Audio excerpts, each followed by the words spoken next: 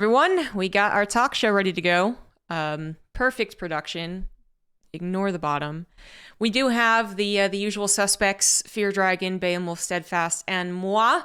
Going to be talking about some of the bigger news of the past couple of weeks, and we might do this every 2 weeks or a month or something like that, since you guys seem to enjoy it. But let's go ahead and dive into it, shall we? We don't have to do any shout outs or anything like that, like old talk shows used to, like sponsors. Who needs those? We do have conversation starting about something very controversial, which I'm glad we're doing. I'm super excited for this one. Gamers8. We're going to be talking about the announcement of a StarCraft 2 tournament. It is a tournament that actually has a lot of different esports, but StarCraft 2 is now involved in it, and it is in Saudi Arabia. So for what most people are looking at and saying, okay, $500,000 in StarCraft 2 and StarCraft 1, and we're all excited, almost immediately met with a lot of disappointment that it was being funded by Saudi Arabia. So we get to talk about it, and certainly not have any of our opinions taken out of context, and I look forward to finding all the types of people who are going to join in chat in this conversation. Thank you guys so much for the raids and the subs as well, but we'll wait until after the show to shout those out. So let's get started, guys. Let's update this what is this? This is something. I'm going to do it. I'm going to get started on whoever wants to start first. Does anyone just want to go right off the bat for a rant? There it is. You know what's funny? I immediately, maybe it's just a Pavlovian response because last week you did the rant, but I was like, it's got to be Fear Dragon, right? Like it's got to be. I think because I did the rant on the format for the DreamHack points. Yes. Yes. I don't think I ranted about Saudi Arabia. No, you didn't. But you did a rant last time. I literally. That's just because my brain has so little going in that like one idea got planted in there and like. Like for example, like that money coming from other country make country good now. That's how that works. Yeah, exactly how that works. 100%. No way. I don't really have a rant on this one because I actually feel very conflicted about it. Like I actually really I have not decided where I really stand on a lot of it because I do think there's some valid points about like the criticism and everything, but I actually think, believe it or not, I've read the comments that people have had, and I'm like, oh, that's a fair point. Like, I feel like my opinion is getting morphed by reading Reddit comments and Team Liquid comments. I'm like, I didn't consider it from that perspective. That's true. So I don't know. I feel like I don't really have a settled on super strong opinion, but I do think it's like, the one thing I hope that people do is they understand and are like a little bit empathetic to like people who are maybe on the other side of the aisle for things. People who decide like, yeah, I don't want to support this event.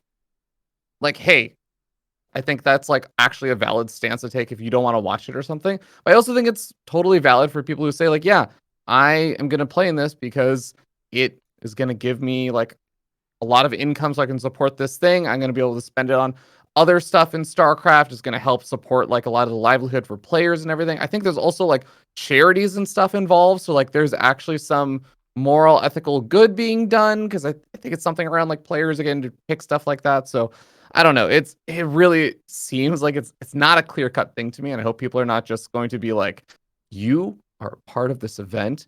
You are actually dog shit trash now. We're going to, just ban you. And every single like YouTube video you release, we're going to like leave negative comments. Like, I think that is oftentimes people's response to this kind of thing. And I really hope that people are just a little level-headed about it. Yeah. I guess I'll back that up with basically the same thing. There's a lot of extremes going on in the comments.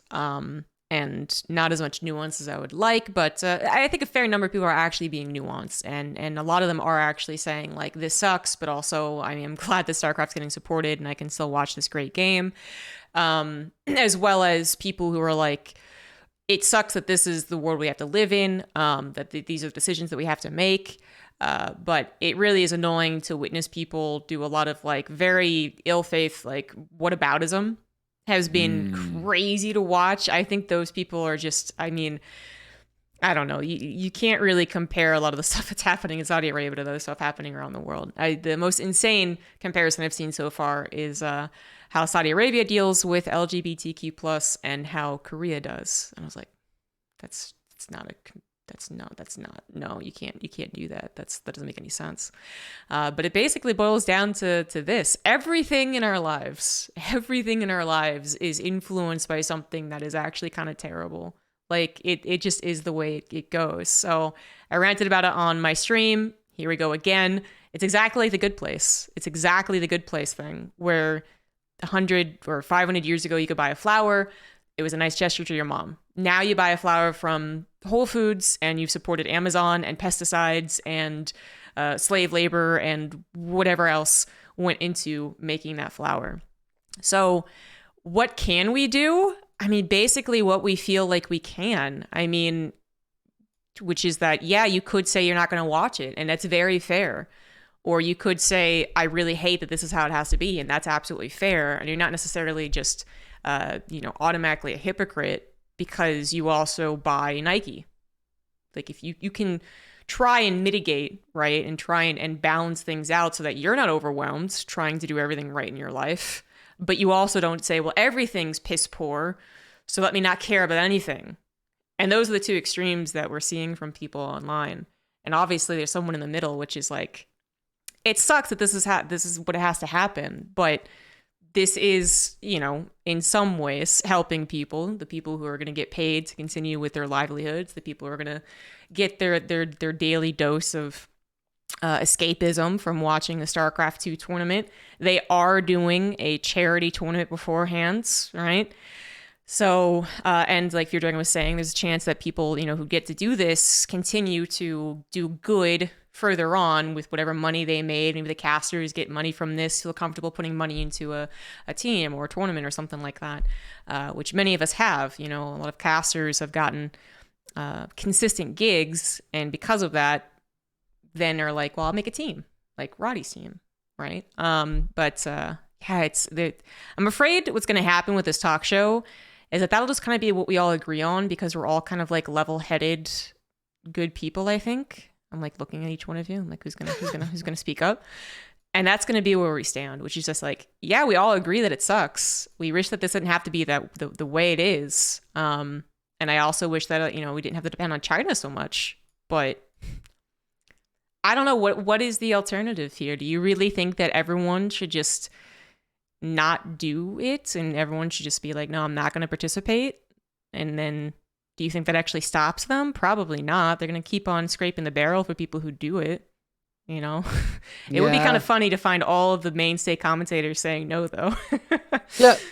I was thinking about that as well. That's like a really weird question to ask yourself as well, because we've seen it also in the past, not necessarily because of like moral reasons, but because other events, it's like, oh, we don't really want to work this event because it has like a really bad reputation, or like things like that have happened with commentators, for example, in the past, and they just go down and find some other commentators that are willing to work for like extremely bad conditions and everything. I'm like, oh, okay. I guess in some ways, like no progress really gets made by just having turned it down. Like maybe you don't have to go through it yourself and everything. The other thing that the last little bomb I'll potentially drop in here, and I'll preface this by saying I'm an ignorant American. I am extremely uninformed about politics and a lot of this stuff. I've frankly been to a lot of countries that I still cannot put on a map. I honestly don't have confidence I could put Germany on a map. So take everything I say with a grain of salt. But like, some part of me also, like getting into like the political side of this, kind of does also look at some of the Saudi Arabia stuff, and I'm like, they're making some efforts to change and things like that. And even though they are still doing some abominable acts, like no disagreements there, it's like they have been making some progress. And from what I understand, they're under like new ruling and stuff. So if they're moving in a positive direction, part of me is kind of just like, the more existential questions start coming up of like, if you completely cut them off for like past transgressions and everything, and when they start to make some progress, like moving the needle in that direction, and then you still just say, no, we're just going to completely not engage with you at all.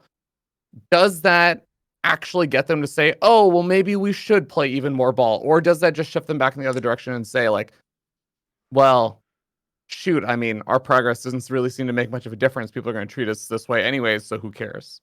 I don't know. Well, Yeah. I think that's a really cogent point. There's like Hashtag politics. Yeah. I mean, that's the thing is like that can get really political very quickly. But like, look at the American political system without getting too deep into that. Look at the American political system. John McCain was very much a middle. He was very much a middle Republican who was trying to cross the aisle, and he lost the election in 2008. And look at the next person we got. He did not try to meet in the middle, and now we have, let's just call it a mess. We've got a mess. So am I saying that would have been prevented? Not necessarily. But am I saying there's a very valid point? Yeah, there surely fucking is. There absolutely is a valid point to be made about sometimes you need to recognize that people are doing their best. I'm not saying that Saudi Arabia is doing their best necessarily, but I am saying that there's a very valid point there from Fear Dragon. I kind of want to take the con here, though. First of all, Steadfast, I think you're drawing somewhat of a false equivalency with McCain to Trump. That's not a fair. You say anything about Trump? Okay, let's be real, but that's not a fair comparison. That's really not a fair evolution of things. But on top of that, so Fear Dragon was talking about, okay, do we let past transgressions inform current action, or should we just say let the bygones be bygones a little bit? We say, hey, look, you're trying to improve now. That's fine. But when you have things that are current transgressions, Jamal Khashoggi, 3 years ago, tons of things that Saudi is doing now, and specifically, even when they go and they say, look, we're making progress. Okay, for example, women can drive. I think that was 5 years ago. They did that. They announced that 6 months after jailing every single activist trying to allow women to drive, and then 6 months later, oh, women can drive now. Is that progress? Or like, so yeah, you can say, okay, we reward people for trying to move forward. And, I say this as someone who is, on the one hand, I'm happy that there's $500,000, $400,000 more in the professional modern StarCraft scene. That allows players to stay full-time, hopefully. That allows things to happen.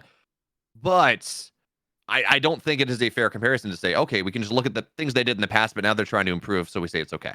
Right. And I understand, Fear Dragon, that I'm like potentially a little bit, it's a little bit reduction to absurdity from what you're saying. And I'm not trying to do that.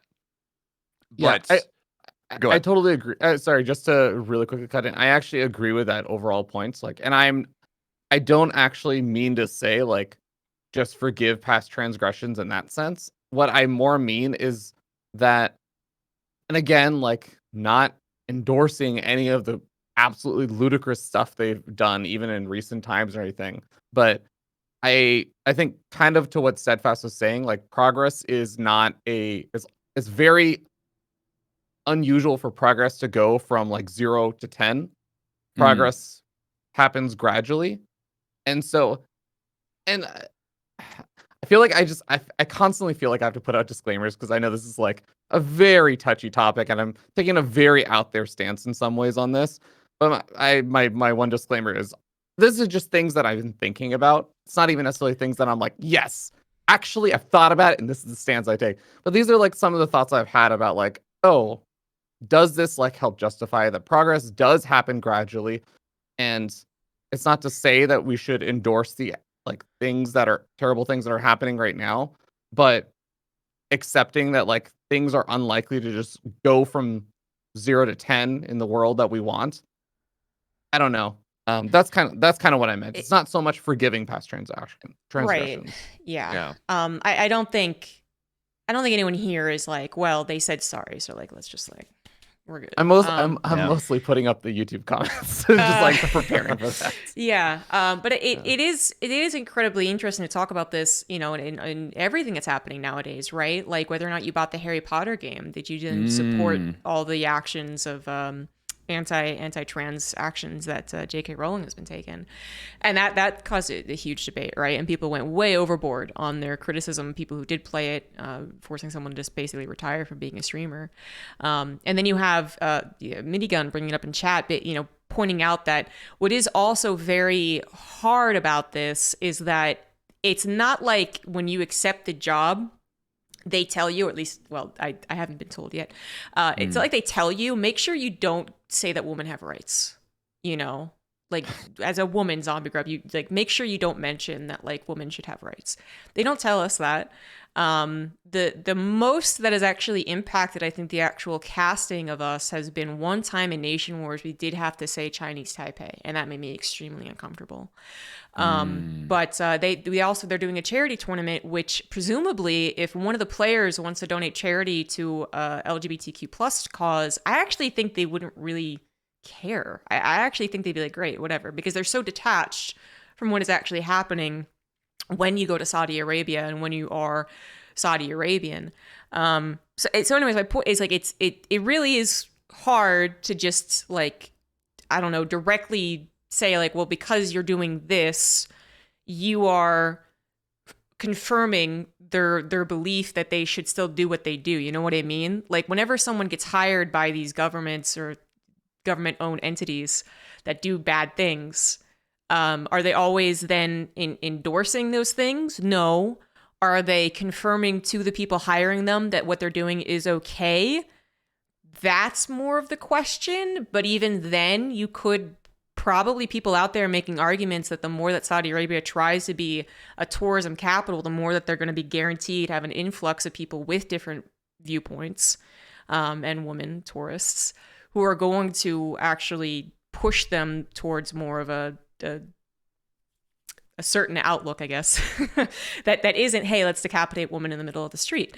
So there's that dilemma as well, right? Which is, we aren't sitting there and saying, this is all bad, we agree with them because they hired us. Basically, they gave this money from like so freaking far away that it comes down to us and we say, yeah, of course what they're doing is terrible. And they're like, hey, can you maybe lessen on that? And we're like, okay, but we can still say that this like women deserve rights and, gay people definitely exist and should be totally fine.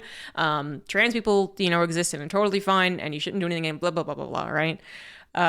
So yeah, it just in general, that's the other dilemma. That's the really hard part is that no one can really prove that, by doing things for these people, by doing the jobs they hire us for, we are perpetuating what they're doing. Or if they didn't get hired, they would stop doing what they're doing, is the other thing, right? And especially on a small scale like StarCraft. People had the argument with FIFA that maybe if they didn't host it in Qatar, right, then maybe Qatar would like get their head on straight. It's like, is that actually what would happen? I don't know. Well, a couple interesting things. FIFA is like such a different thing because without getting into too much detail, FIFA is like a really corrupt organization, and that's like acknowledged. That's not even a controversial statement. And it's huge. It's like one of the biggest organizations in the world, full stop. Not even anything to do with sports. It's just a massive thing. Soccer, football, whatever you want to call it, is gigantic. But I think something that gets overlooked a lot with something like this, but I mean, the more level-headed someone is, the more they're going to think about these kind of subtleties. And once again, I don't want to seem to like I'm giving Saudi Arabia or anyone, any country, any government that's doing bad things, because there are a lot of governments that are doing bad things, and it's all a scale. But there's obviously Saudi Arabia, China, North Korea, Russia. They're all like, even there's a scale. Even there's a scale. But like, they're definitely on the more egregious side in terms of some of what they're doing. But with all that being said, I think it's important to remember, and you kind of even alluded to this a little bit, that a government is not its people. And just because a government is doing something, and that's not to say that, the people are all going to be good people, but a government is very different from the average person or just any person on the street. And it's very possible that the change that we're looking for is actually happening below the surface. like for example, like StarCraft 2 being brought on and you being brought on to cast as ZombieGrub. I don't know if this is confirmed or not. I don't want to put it out there. I'm just guessing because you've done just about everything. And you work really hard, obviously. And you've earned it. Not like Fear Dragon, who obviously doesn't work hard and doesn't earn anything, just true and based. And based. No, it's I think it's easy to forget that like there can be bad actions even in a governmental organization, but there could be like a good person who is like, maybe they're not directly in charge, but maybe they're the ones who are running like the StarCraft 2 aspect.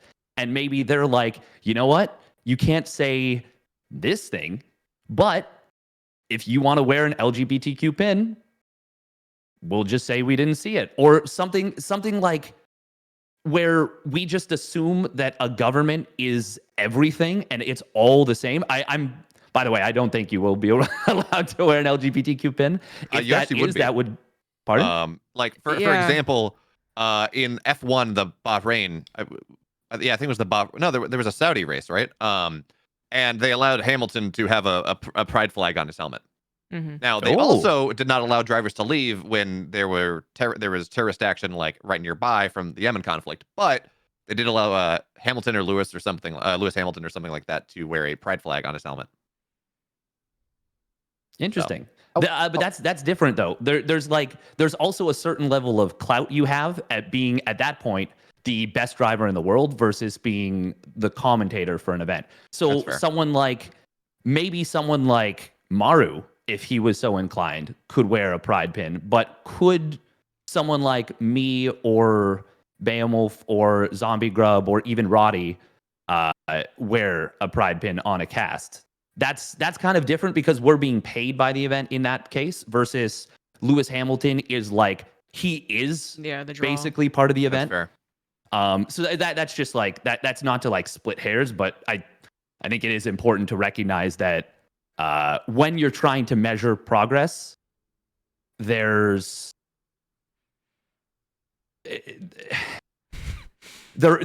like a scale to it, Mm-hmm. Yeah. I don't know. I feel like I've like talked myself into like I certainly into and out of the corner. All of us are like, it's tough, and we think about all these things that people thought about in real time, so we don't have the perspective of like reading a bunch of comments and then writing up a very slow, and detailed post about our final opinion. So hopefully people take that in mind.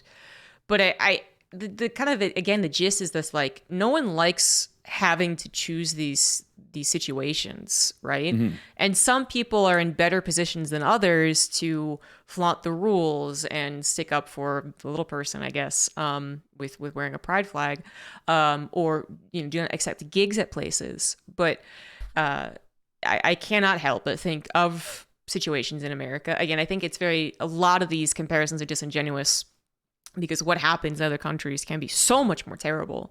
But I do naturally think of America, being a woman in America and somewhat in the South. There's North Carolina, with the anti-trans bills and stuff. Like, if I get paid by North Carolina, how many people have like actually like come at me about that? Probably no one really pays attention. And that's not to say again that it's a direct comparison to Saudi Arabia, because it's not. This is going to get the most heat, and this is going to get the most talk, and people are going to get really energized in a bad way, I suppose, about it. And they aren't going to be, I think, giving some type of leeway is not the right word, but just some type of like understanding, right? Like empathy to the situation. And that's what I think most of us really want to avoid. So I don't think any of us are just going to say like, well, it doesn't really matter at the end of the day, or, hey, we're not doing anything wrong ever in our lives. We are perfect angels. But I do think that, the community is going to have to basically try and get some empathy there when the eventual announcement of who is going, who is attending, who accepted the invite comes out for going to the event. And then even with the event itself, there seems to be a different scale as well. So people, have kind of like congratulated me on deciding not to go to Saudi Arabia. Well, that is by far the easier thing for me because I just would be scared out of my fucking mind during it. But I will be casting a charity event that's hosted by the same people. And that has also just been like, apparently that's considerably different. And then you'd have to go into this whole other philosophical conversation of, is it different? Like, again, where do you stand in this whole idea of how much does your hiring impact like the X, Y, and Z worldview and progression, and how much are you saying that you agree with these people? Apparently going to an offline event is more egregious than doing something online for this. So funny. Well, for me, the most egregious thing is that they didn't even give me the option to take the moral high road. I am so pissed. I am unbelievably pissed off that they didn't even have the common courtesy to give me the opportunity to give them the middle finger.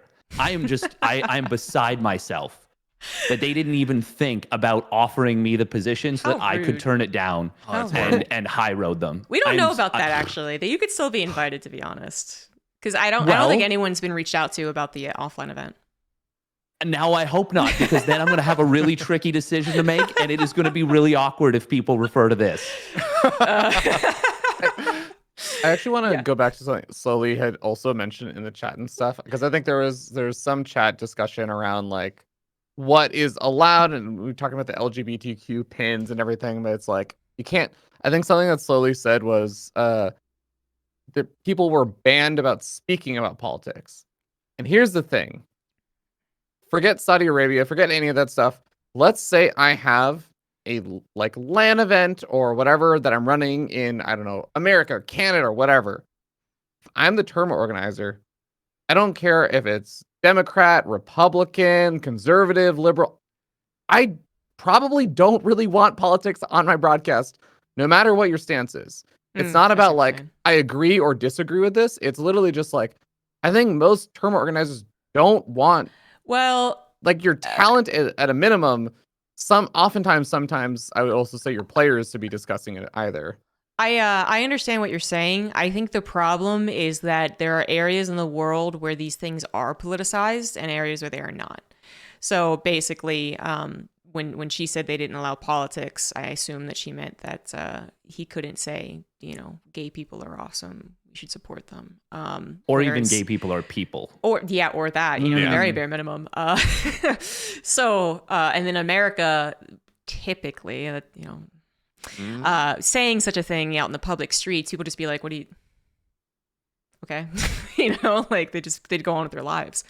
So I think that is still a big difference, because I agree generally with politics. Like if I wanted to bring up like Donald Trump lovers or fucking stupid people, I could do that here, and I truly believe they are. But yeah, I wouldn't bring it up on a broadcast, but I would potentially on broadcast say,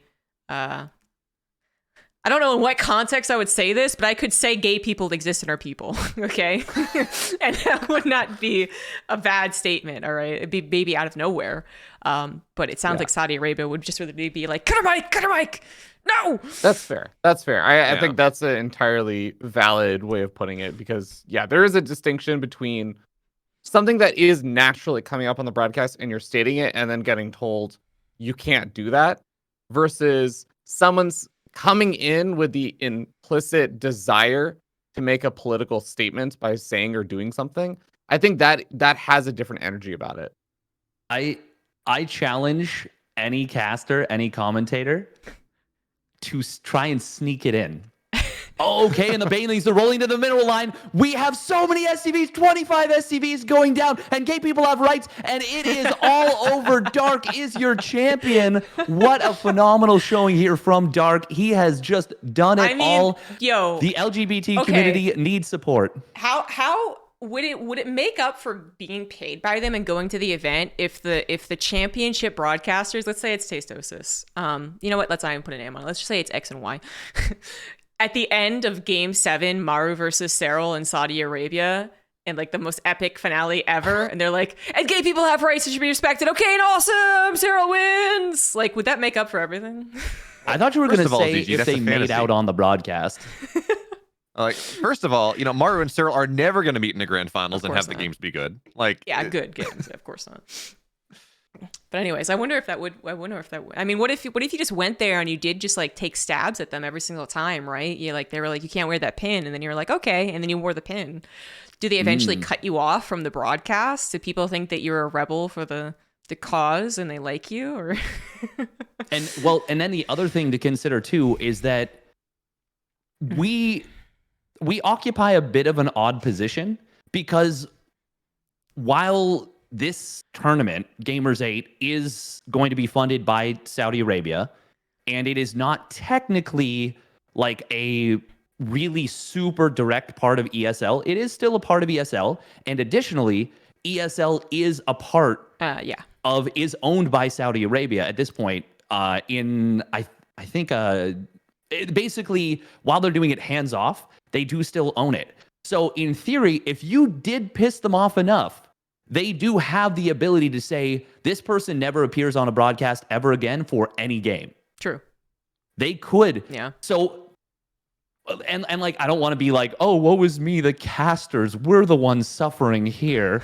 No, that's not the case. But all I'm saying is that everyone is going to be, at least to some extent, having to think about their actions a little bit. Yeah. Now, for some people, like Scarlett, she wouldn't even go to the country because she wouldn't feel safe.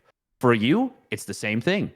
ZombieGrub, of course, you wouldn't feel safe in the country. Now, once again, there are scales to that, but like, it's the weirdest situation, and it's a situation that I think even if it got presented like 5 or 6 years ago with Blizzard support, we would have been just like, no, fuck off. Like, we've got money, we're chilling. Like, Blizzard loves us, we're still doing okay. But now the climate has changed a little bit, and we're like, you brought up Blizzard. People were literally yelling at us for being hired by Blizzard back when they were in the height of their sexual harassment suits.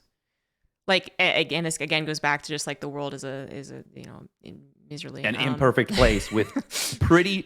If you turn over a rock, you're gonna find 6 shitty people living under it. I mean, let's like even just put it in the whole context of, if ESL is also heavily funded right now by this like Saudi Arabia, and you also take into account that Blizzard is not funding this year of EPT, probably most of the money that ESL's coming up with, I'm not saying this because like I know their books or anything, but Saudi Arabia is like one of their biggest like backers, basically. Yeah, so you could say DreamHack events right now are also in this similar boat in terms of where the money comes from. Yeah, absolutely. So, and sorry, finish your point. Sorry. Oh no, I was just saying, like, I do think it's interesting. It's things like this that just make me think like, okay, a lot of people are taking like hard stances and stuff, but like where it still feels like a lot of people still draw lines on where they're okay with it and where they're not. So another example again was what ZombieGrub brought up earlier. Online versus offline. It's the same event, same organizers, same prize money and everything, same source of where the like money comes from. But whether you're physically there or online is making a difference. Or is it that the event is in Saudi Arabia versus it's passing along through multiple other like chains to get to ESL, and then ESL's funding it through DreamHack and everything. Like all of these things do seem to change people's opinions. And I'm not necessarily saying like it doesn't. I'm not actually saying that like people are wrong for saying that it's not all the same. It is all the same. I'm not saying that, but I think it's good for people to be mindful of kind of how they're making or coming to these conclusions of what they're okay with, what they're not. Yeah. That too. And I think it's important to remember that just because we're saying all of this, it doesn't mean that we support any of the negative activities that are happening. We're just saying that, and I think it's pretty clear that all of us agree to some degree about this. None of us are happy that it's happening, but we all acknowledge that the world is an imperfect place. And it's important to recognize that just because someone watches a tournament, someone participates in a tournament, because there's lots of players that could have turned this down, but they would have been giving up a lot of their income. I don't think we should blame them. I don't think you should get at anyone who participates in this in any way, and I don't think you should get at anyone who chooses not to participate at this in any way. I think the only thing you should do is, if you want to, be like, hey, I really like that ZombieGrub turned this down. I really like that Steadfast went on an imaginary rant about not getting picked up. I really like BeoMulf's beard. I really like Fear Dragon's background. Just be positive. You don't have to be negative about it, you know? Yeah. And I also... Go ahead. Oh, go ahead, CG. I also want to get to the point that we've kind of been dancing around a little bit, and that is the difference between state-sponsored events and like indirectly state-sponsored events, right? Because I'm seeing a lot of people talking about WTL as well, where, yeah, you know, China may do some objectionable things, but WTL is not state-sponsored. It is not kind of explicitly or implicitly a move to improve the StarCraft fans' view of China as a whole. You know, much like Gamers8 is kind of explicitly, with everything that they're doing with the Dota tournament they ran and all the other events that they're running, it is somewhat explicitly a state-sponsored esports tournament to try to change people's perception of a country in some way. You know what's interesting, though, as you bring that up, a lot of people wouldn't even know that it is from Saudi Arabia if it wasn't controversial, right? Did you watch any of the Gamers8 broadcasts last year, like the non-StarCraft ones? I did not. Okay. They I watched a lot of the Dota ones, and it was pretty obvious that it was Saudi. They didn't, so like for example, a big sponsor of the main event was a doctor or a hospital, not sure. It was like Doctor the Arabic name I forget, in Riyadh, you know, and it was very out. They were running ads and all the breaks about the Saudi tourism board. Like, it was very obviously a Saudi Gamers Without Borders wasn't that way. And I do think it's actually interesting, by the way, that people are, I guess, giving you props for doing potentially Gamers Without Borders and not doing the LAN. But I would personally think that it would be the other way around in terms of objectionability, kind of from a hypocrisy perspective. But that's a second question. But yeah, it was very obvious that that Gamers8 was a, and I'm not calling you a hypocrite, by the way, just so we're clear. Just the whole, you know, sports watching, Saudi Arabia does horrible things, but we have a charity tournament, so it's okay. Okay. Anyway, it was very obvious that it was Saudi, that Saudi was putting this on. Until you said that they had like tourism videos, I was like, a lot of people won't even know what that state is, you know? Yeah, it's fair, but no, it was like, come visit Riyadh. Gotcha. No, I mean, that is pretty bad. But you know, still a very good point about the state-sponsored stuff, you know, because China and WTL are a big point people bringing up, which is that, okay, so maybe you give this a pass because it's some really dedicated guy who happens to be Chinese living in China with the Chinese government. When you go to China, then is it now like kind of inherently advertising China and then maybe connected to it being good? You know, is it okay until you get there? Because some people do seem to have that opinion. I haven't thought very much on it. But that's also going to be, I think, a topic for the future. If they do have this supposed like rumored offline event, I didn't even know about until I read it on Reddit. Yeah, it's interesting. It's been all but confirmed to me. Oh, okay. All right. So that will be interesting. Yeah. But I've been wanting to just add on here that this is not a new topic, obviously, in terms of world topics. It's not new at all. But in terms of esports, it's not new. Kind of infamously, Frankie, she did not go to I'm not sure what country it was. It might have been Saudi Arabia. I don't remember. But she said she wasn't going to do this event. And people, you know, were very extreme either direction. Like, you go, girl, you're doing the only right thing. And other people were like, you fucking hypocrite. You're stupid. You eat burgers. You bastard. And then a year or two later, I really don't remember the timeline, she did end up working for an event which was attached to either the same government that she said she wasn't going to be working with or a different one, but still equally bad. Anyways. And people just like, you know, again, just like, you're so stupid. Like, obviously you were a hypocrite. Now you need the money. Now you're going to do it. Blah, blah, blah, blah, blah.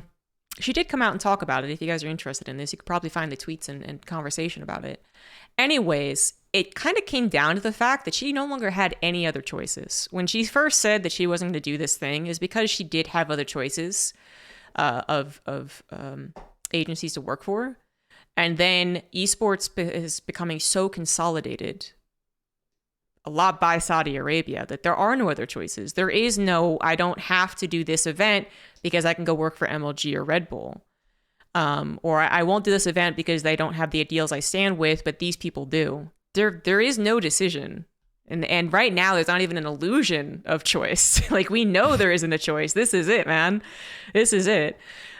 So that is, again, just kind of adding on to the idea of what Steadfast was saying, which is just being empathetic and realizing that people just really, you know, it's very, very tough for them, for a lot of us to have a choice and to say we can do other things. It's actually impossible. Whatever we choose to do in StarCraft at this point is going to be connected to these terrible things, in a small way, in a way that we definitely don't support, obviously, but nonetheless, the threat will be there. Yeah, I think can we all just agree that capitalism is the evil here? No, ethical consumption under capitalism or whatever. There it is. you go. Yeah, oh my god. Yeah, exactly. We all just like burn the show down and go live in the woods. Speaking of which, go support the Patreon here and give us money. Go into the woods. Whoa! Did you say you're supporting Patreon? Let me tell you about what Oh my god. Anyways, I think done goofed. we kind of covered it, which as I expected. You know, all of us trying to be some level-headed, empathetic people. We're just like, it sucks. I don't like having to constantly feel like I'm choosing the wrong thing in my day-to-day life. Every time I use plastic, I'm like, another ant bites the dust, ZombieGrub. What's wrong with you? What's wrong with you? And I certainly don't want to support anyone who's fucking beheading people. But I also do want to try and, you know, actually have some means of living a modest life, I suppose. And at times that means working for indirectly bad people, especially if you consider all all CEOs are bad people, all billionaires are bad people. Mm-hmm. So yeah. If any of the chat has anything stronger opinions, please feel free to put them in. But I think we're going to move on a little bit. Yeah? Anyone, any last words? No? Okay. When you leave your comment, make sure to like, comment, and subscribe to these. There we go. God. Make sure to comment all the stuff. Oh, I can't wait for all these comments. So, let's go ahead and kind of move on. I'm sure this will be kind of intertwined with everything that we do. But I did want to still kind of stay on this subject to a degree, which is funding for StarCraft and the whole idea of, okay, we're screwed. No, there's nowhere else to go to. Nowhere else to go to. Technically, the other place to go to is crowdfunding. All right, and that's going to be our next conversation. Team Liquid just last week put out a poll asking how much money would you be willing to put into StarCraft 2. And initially, and Team Liquid is basically still the most hardcore fans, I would say. Casual people go to Reddit. But initially, there was a lot of, I'd be happy to. I view it as a lot of other things that I give money to, right? I pay Netflix $14 a month. I'll pay StarCraft $14 a month, which is fair. And then towards the end of it, it did start to get a little bit crueler, I suppose. Here we go. How much are you willing to pay a year for StarCraft 2 esports? I don't even know what the poll result is, so let's go ahead and look at that. I'm going to say 200 plus. Boom. Nothing is the winner. Oof. Yeah. Which is interesting because there were a couple Twitter polls and there was a Reddit poll that got a lot of traction that was not the response. Oh, okay. The Reddit response was like $50 a month or less, but still I'd be willing, or $50. I forget the number, but the winning poll was some value that was not zero. The interesting thing to consider too is that Team Liquid does still have a large number of hardcore Brood War elitist fans. Oh my god! Shout out to you guys. You're not watching this video because it's a primarily SC2 video, and therefore you won't touch it with a 39.5-foot poll. But even though it says, "Would you crowdfund StarCraft?" they know that the question is, "Would you crowdfund StarCraft 2?" And therefore, they take no bigger delight. They, they dust off the Cheetos off their fingers. They get ready to type, And they get on down there and they just type their nothing. StarCraft 2 is finally going to get its just desserts because StarCraft 2 killed my beloved Brood War. But look at how big it is now. Yeah. I wish that was full screen. I should have gotten that full screen. No, but the thing is that I don't disagree with you. I actually think that it is very likely that there are some people who are just being vindictive for this poll. 100%. Because 100%. I have to bring this up. I looked at the Gamers8 announcement in the Brood War section, and occasionally I assume that Brood War fans are just like doing their thing, being on their own. It's been so long. We're not at war with each other. They just don't care about us. And I go to the Brood War section. I'm always reminded how much that isn't true. So that's fine. That's fine. What is it? Here we go. I just take offense of StarCraft 2 being bundled with Brood War. Wow. They take offense. I'm always like, oh, Brood War fans, man. Oh, boy. Living rent free. Oh, come on. I wanna temper things a little bit and say two things. One, people who say they're willing to contribute in a poll is a very different. I don't even want to say demographic, but is almost guaranteed across the board in every circumstance, whether it be large companies, small companies, individuals, all that stuff.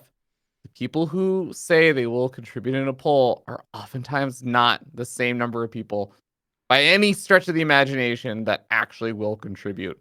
That's the first thing. The second thing I'll also say is for specifically Team Liquid Brood War community section, I think it would take a little bit of effort to figure this out, but I would estimate the number of people actually posting on Team Liquid in the Brood War section in like the past 30 days.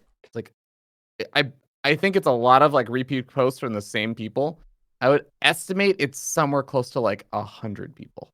I don't put a lot of stock in it. Whoops, that's the wrong one. No, I agree with you. It used to be more, but they're dying of old age. Like it's not their fault, Ruby. Some of them are getting dementia. Like it's been a long time, and yeah. You're right. Team Liquid has not been the go-to place for a long time. And even back when it was the go-to place, it was mostly, again, for those elitists. So that's a lot of what's left over. For both I still games. go to Team Liquid all the time. I just would never step foot in a comment thread. Oh, exactly. I use the sidebar all the time. It's amazing. Oh, yeah. I use the sidebar. And the articles are good. Shout out the to articles TL are great. Yeah. Yeah. The calendar is amazing. Like the streams, everything is fantastic on Team Liquid until you start participating in the conversation. Yeah, a little bit. But as Spear Dragon was initially saying, the polls don't even matter. Like the amount of time streamers have been like, would you guys like to watch this? And people say yes, and then no one watches it. Insane. Yep. Insane. Fill an ocean. So, no, it was never going to be a very, I don't know. It wouldn't tell the future. It wouldn't tell the actual tale of what's happening. As people in chat are saying, they donate plenty and are happy with it, and that's fantastic. But in general, I did want to point out to I know I was going to use a word, and then I was like, well, that's a bad word to use. People's expectations for all this content to be free. Which is actually a conversation that has been happening for a long time. It just stopped happening for a while. It happened back when MLG tried to make us pay $20 to watch a tournament, which I did. I happily paid. It was Speaking always... of words, did anyone see the post on our StarCraft? Cyril use of yes, the magnet. Thing. Yeah. No. Yes. What was this? Just you'll see it if you go to the front page. It was just a reference to a magnet. Oh, the magnet. Okay. He put him. Yeah. Anyways. No, I wasn't gonna use an offensive word, to be clear. I don't know if that was what people thought I was gonna do. No, I was gonna say entitled. Freeloader. Oh. Yeah. Okay. I thought you were gonna say freeloader. No, not that. And now I'm worried that people thought I was going to use some bad word. No, I was going to use the word entitled. I'm glad I brought that up then so you could clarify. Thanks. No, I was going to use the word entitled, but obviously that makes people sad. Because I don't think it's wrong to, want to enjoy things without having to pay for them. And, for a lot of people, they can't pay. And totally understandable. But it just, That's why I avoided it. But the conversation around, are there actually ways to get some type of alternative funding? And how many people who are saying, I want to watch StarCraft, but have zero connection to any authoritarian government are totally unwilling to give any amount of money, you know? And, you know, it's as I highlighted on that last post, shocked Pikachu when no more tournaments happen because no one wants to pay for them. So, yeah, I just kind of want to have the conversation about crowdfunding StarCraft 2. Obviously, it happens. The KSL Patreon still is $10,000 a month. Is it 10,000? Yeah. I thought it was 3. What? Sorry, No, no. Sorry, not KSL. Sorry, ASL. I was thinking of the StarCraft 2 tournament KSL, but it's not even that. It's ASL. Sorry. The Tastosis ASL one. Yes. Sorry, guys. Yeah. That still gets $10,000. Yes. Monthly, even when they don't actually cast ASL. I was gonna say and the casts are enjoyable, but they don't always come out right away either. Like, oh no, not at all. Like for the amount of money that they're getting, you would expect, you know, like very, very quick. And I don't want to rag on them for that because obviously they're both extremely busy people. Now they operate in like 3 different time zones with they have editor, their nice username. Yeah, so they have an editor and a translator. And it also sometimes takes time for Afrika TV to give them the content that they can work with. Yeah. I just wanted, before people were like, oh my God, Steadfast hates Tastosis and he's trying to destroy them and caster drama. I just wanted to head that off at the pass. But at the same time, there is a lot there. There is a lot there. And even the KSL that you're referring to, I am just going to convert that to USD real quick, but it's... I think they're like 3,500 right now. It's close to 3,500, if nothing... Which is really impressive. Mm-hmm. Really impressive. Sorry, it's just over 3,100 right now. Almost 32. 31, yeah. Total tangent, but Steadfast, if you ever decide to start a new YouTube thing where you just read Twitch chat comments for like 30 minutes in a Muppet voice, I would watch that. Just put that out there. So the YouTube short content. There we go. The crowdfunding's doing pretty well right now, but it was only because of the extreme scenario. It was a perfect storm of a lot of conversation about a very devastating thing. Otherwise, Unlimited League never got that high ever. Yeah. So there's that. And the $10,000 for ASL is really the most that I can think of being crowdfunded. So someone brought up WarChests as crowdfunding. I am not even really thinking about that. It's always better to give someone something than not. But I am actually talking about, I don't get very much for this. I just do it because I want you guys to continue doing StarCraft or continue promoting StarCraft or putting on StarCraft tournaments. It's funny when people say WarChests. Okay, I think this is complimenting what you were saying, ZombieGrub. It's funny when people say WarChests is crowdfunding because I actually think it's not the right term for it. Mm-hmm. Yes, it went a portion of it, like a good portion of it, went to funding the prize pool and everything. But there was an exchange of goods and services with it.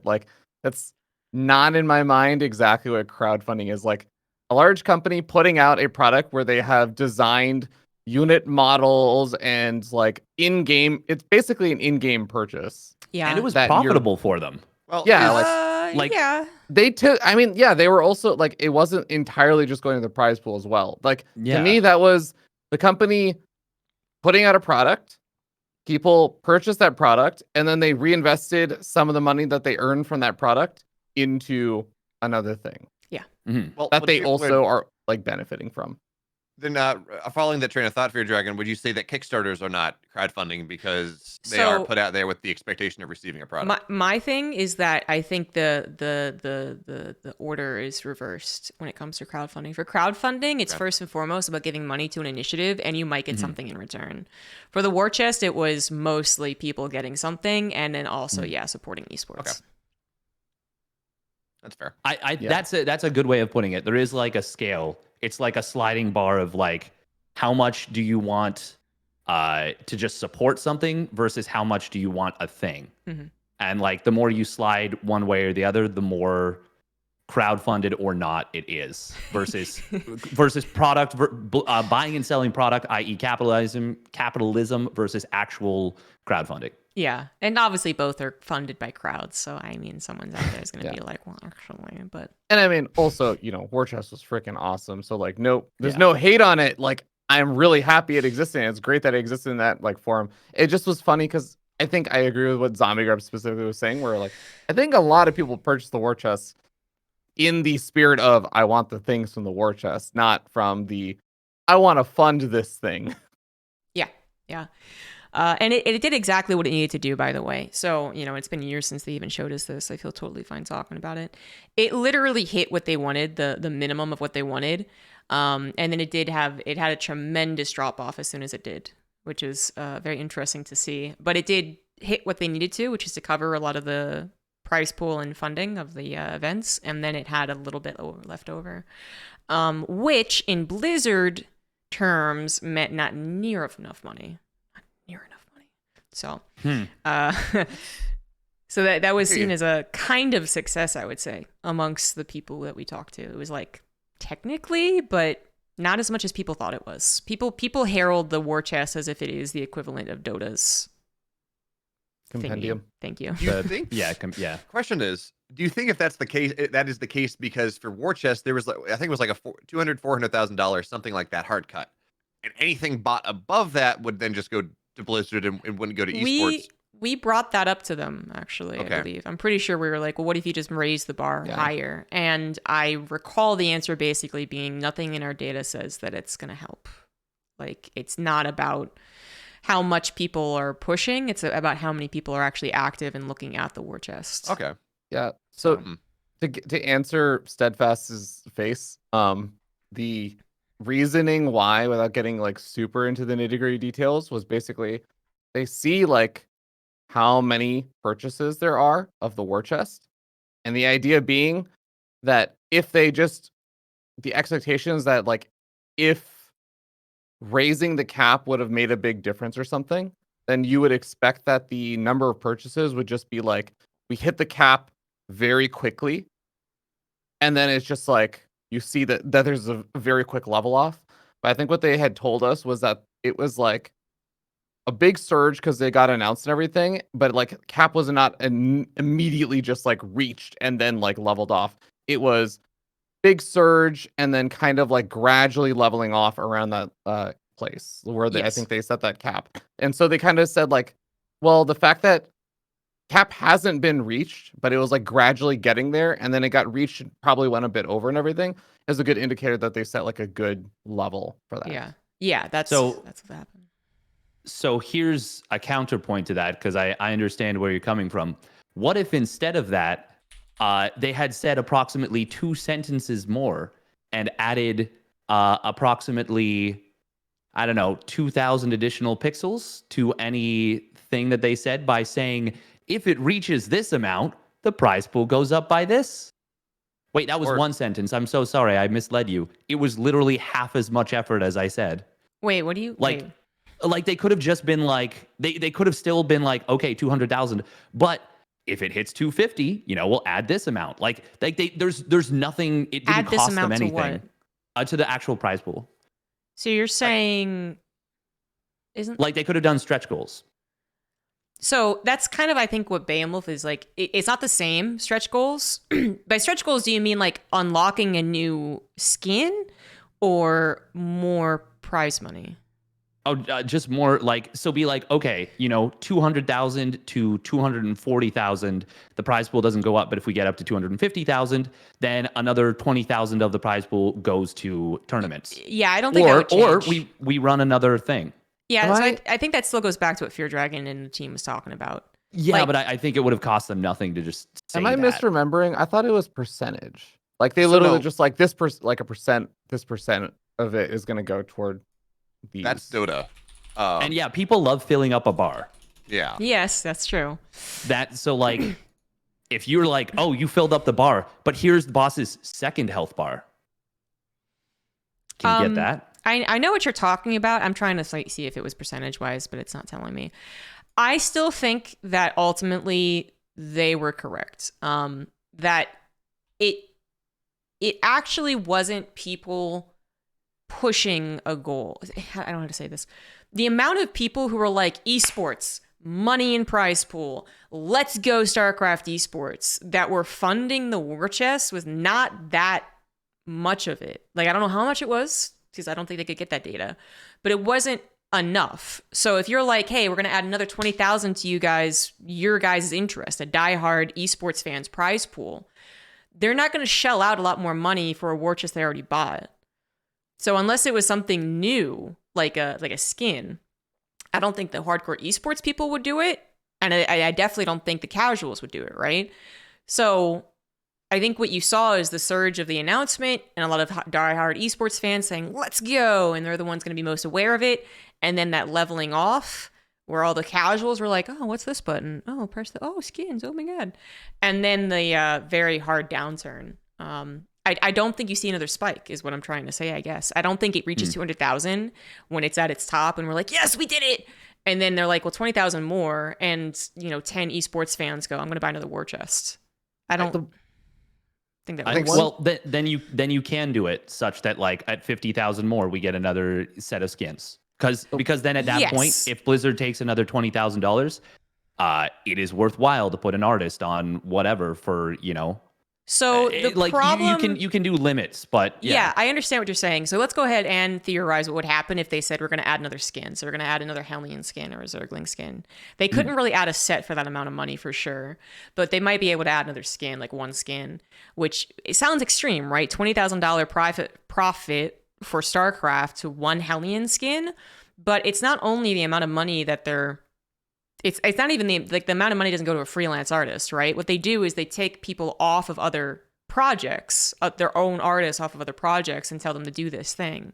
So my limited understanding, as I have not worked in the game development field, is that one of the big problems was that they said, hey, we need this initiative, we need this done, we need this all together, and the art team would go, okay, let's stop working on WoW and let's focus on this, because StarCraft 2 had a very limited team for years.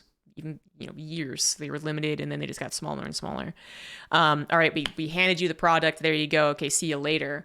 And if you were then going to be like, hey, good news, we need you back, they're going to be like, we already did it, fuck off, we're doing WoW. And as such, it was not as easy to get those done, because they definitely made it a highlight to tell us it's not easy to get those skins in. They were very emphatic about that. Counterpoint, hire a freelance artist, pay them $500, pay them $1,000. Be like, make us a skin. Counterpoint. That's the process of the game development process.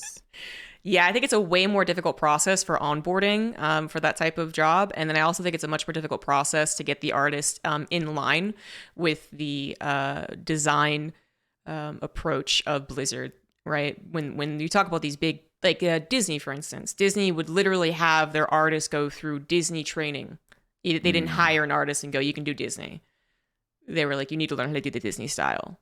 So I think for Blizzard, they have to go through this whole like kind of onboarding process, not just for like legal things and payment things, but also for, hey, you need to learn what colors we're going for, what the mood is, what the general take is, the color palettes that we use, that type of stuff.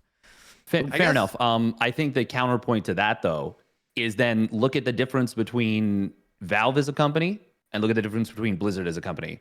Valve, who created the workshop, has, and I don't want to get too much into this, but by following it to its like furthest conclusion, we get to one company that has made so much money off of it and was literally spawned basically because Blizzard lost control, and another company that has probably done everything in close to the worst way possible. I'm gonna hard say why I think that's a really unfair comparison. Valve put in an absurd amount of work into creating Steam and that entire Steam environment. Like, this was literally decades of work putting into creating a real like store that could exist, which is a very difficult process from both a engineering standpoint, from a design standpoint, and also from a legal standpoint of allowing users to like sell things. So I think it's really, really difficult to do. and then also adding the in-game like tines and all that stuff, like in order to enable the kind of stuff that you're talking about. I think like I agree, like in some ways it would have been amazing if Blizzard had been able to do that and there was like a whole shop and store and everything for like UMS maps and everything like that. But I actually think like there were decades of foundational work that Valve was able to capitalize on to make that kind of stuff happen. I feel like it's not a great example to say like, oh, if Blizzard had just done something like that, because I just don't think that was necessarily like on the table. But I think something to support what you were saying in general, I do think this is like my gut feeling, not based on any kind of like actual statistical evidence. I feel as though the war chest could have done even better if it had been marketed slightly different or in a slightly better way. I thought that's what Steadfast was going to say when he was like, oh, you just add a couple of pixels. I thought he was being facetious about adding. I also like feel bad because I think we've cut off BeoMulf like 25 times to try to jump in. So BeoMulf, it's all good. I do think though, you talk about marketing here. The biggest failing of the war chest was that it was too fair. And I know, bear with me for a second. You bought the war chest and you would get the stuff. You know, you had to unlock it all, but whatever. It was a one-time purchase. The reason that the battle passes, they make so much money is that, so the way Valve does it, you can buy a level 1 battle pass and it's like $5. You want to buy a level 100 battle pass, you can do that from the start and unlock a ton of skins and a bunch of other stuff, console things, music packs, whatever. Also temporary sprays and things like that, a whole bunch of stuff. But that's $50. And then you can go and you can buy things like 10 levels at a time for $5, or I forget, the numbers are wrong. But you can buy more packs and more packs, and then like halfway through the battle pass season, they'll say, oh, here's a special deal. You can go and you can get 50 or 100 more levels or whatever it is. We'll give you some chests because they do have the loot crate model, which, you know, that's a different conversation. But you can get these more crate, you can get these more loot chests, you can get a bunch more levels, which also gives you more chests and all these other rewards. And what it does is it means that if there is a Saudi prince who loves the game, like the guy that, you know, InControl went and coached, or apparently actually he also got in contact with Roddy at some point, or something Roddy was saying on the stream the other day, and someone like that, or in Valve's case, they have a Saudi prince that literally will get his battle pass up to like 50,000 levels, which is just buying it, and he literally has a what's the word? He literally has a servant whose job it is to open all the stuff he gets from the battle pass and see if there's anything good, right? Because he's like super low level Dota player, but he just loves Dota. So the problem with war chest, if you want to think about it like that, was that there was no room for whales. And that's where battle passes really make their money, right? It's not you or I and we pay $20 for something. It's someone that says, I'm going to drop $500 on this because I just want all the rewards and I think it's cool. And that goes back to Steadfast's point about like what could have pushed if we had higher targets. And my point was like, no one's buying a second war chest. Yeah, because there's no reason to. Exactly, but if there was. And also, I think we talk about targeting. The other big thing is we had discrete targets in the war chest. And I know I talked about this a little bit, but a lot of the battle pass is the other really big one. They don't say, oh, you know, up to $400,000 is going to go to the battle pass. They say 25% of every battle pass purchase is going to esports, and they have a live tracker compared to where the last battle pass got. So then you have competition, right? You're saying our community, we did more last year, and even if it's not, you know, esports, it's our community was able to raise this much, and if we get above where we were last time, we get an extra 15 levels or something. Like you get a reward, you get a discrete reward for the community reaching these kind of discrete margins. And they gamify it. I agree. I think that is a very successful model. There's no disagreements on that. I'm personally not a massive fan of the capitalize on whales approach that, like, frankly, I think mobile games have really, really showcased like the power of that. Like that's like people wonder, oh, Raid Shadow Legends is everywhere. How do they have the money to justify doing this? The reason why is because, just to throw out like random fake-ish numbers, but in some cases not necessarily super inaccurate. Let's say Raid Shadow Legends spends $10,000 to sponsor some stream, and they only are gonna, like, they've done the math, they've done the stats on this for whatever viewership stream that they sponsor or something like that. and they figured out that if they spend $10,000, they think they're going to get enough people to stick with it that will make up more than $10,000. They feel, and they've done this research on this, and they have survived as a company because this has so far been true for them, that in most of those cases, they will find enough of those whales that will spend such an absurd amount of money on their game and basically get hooked on it that they make more than the $10,000 they spent on the advertising. That's why you see Raid Shadow Legends and a lot of these other mobile game things everywhere.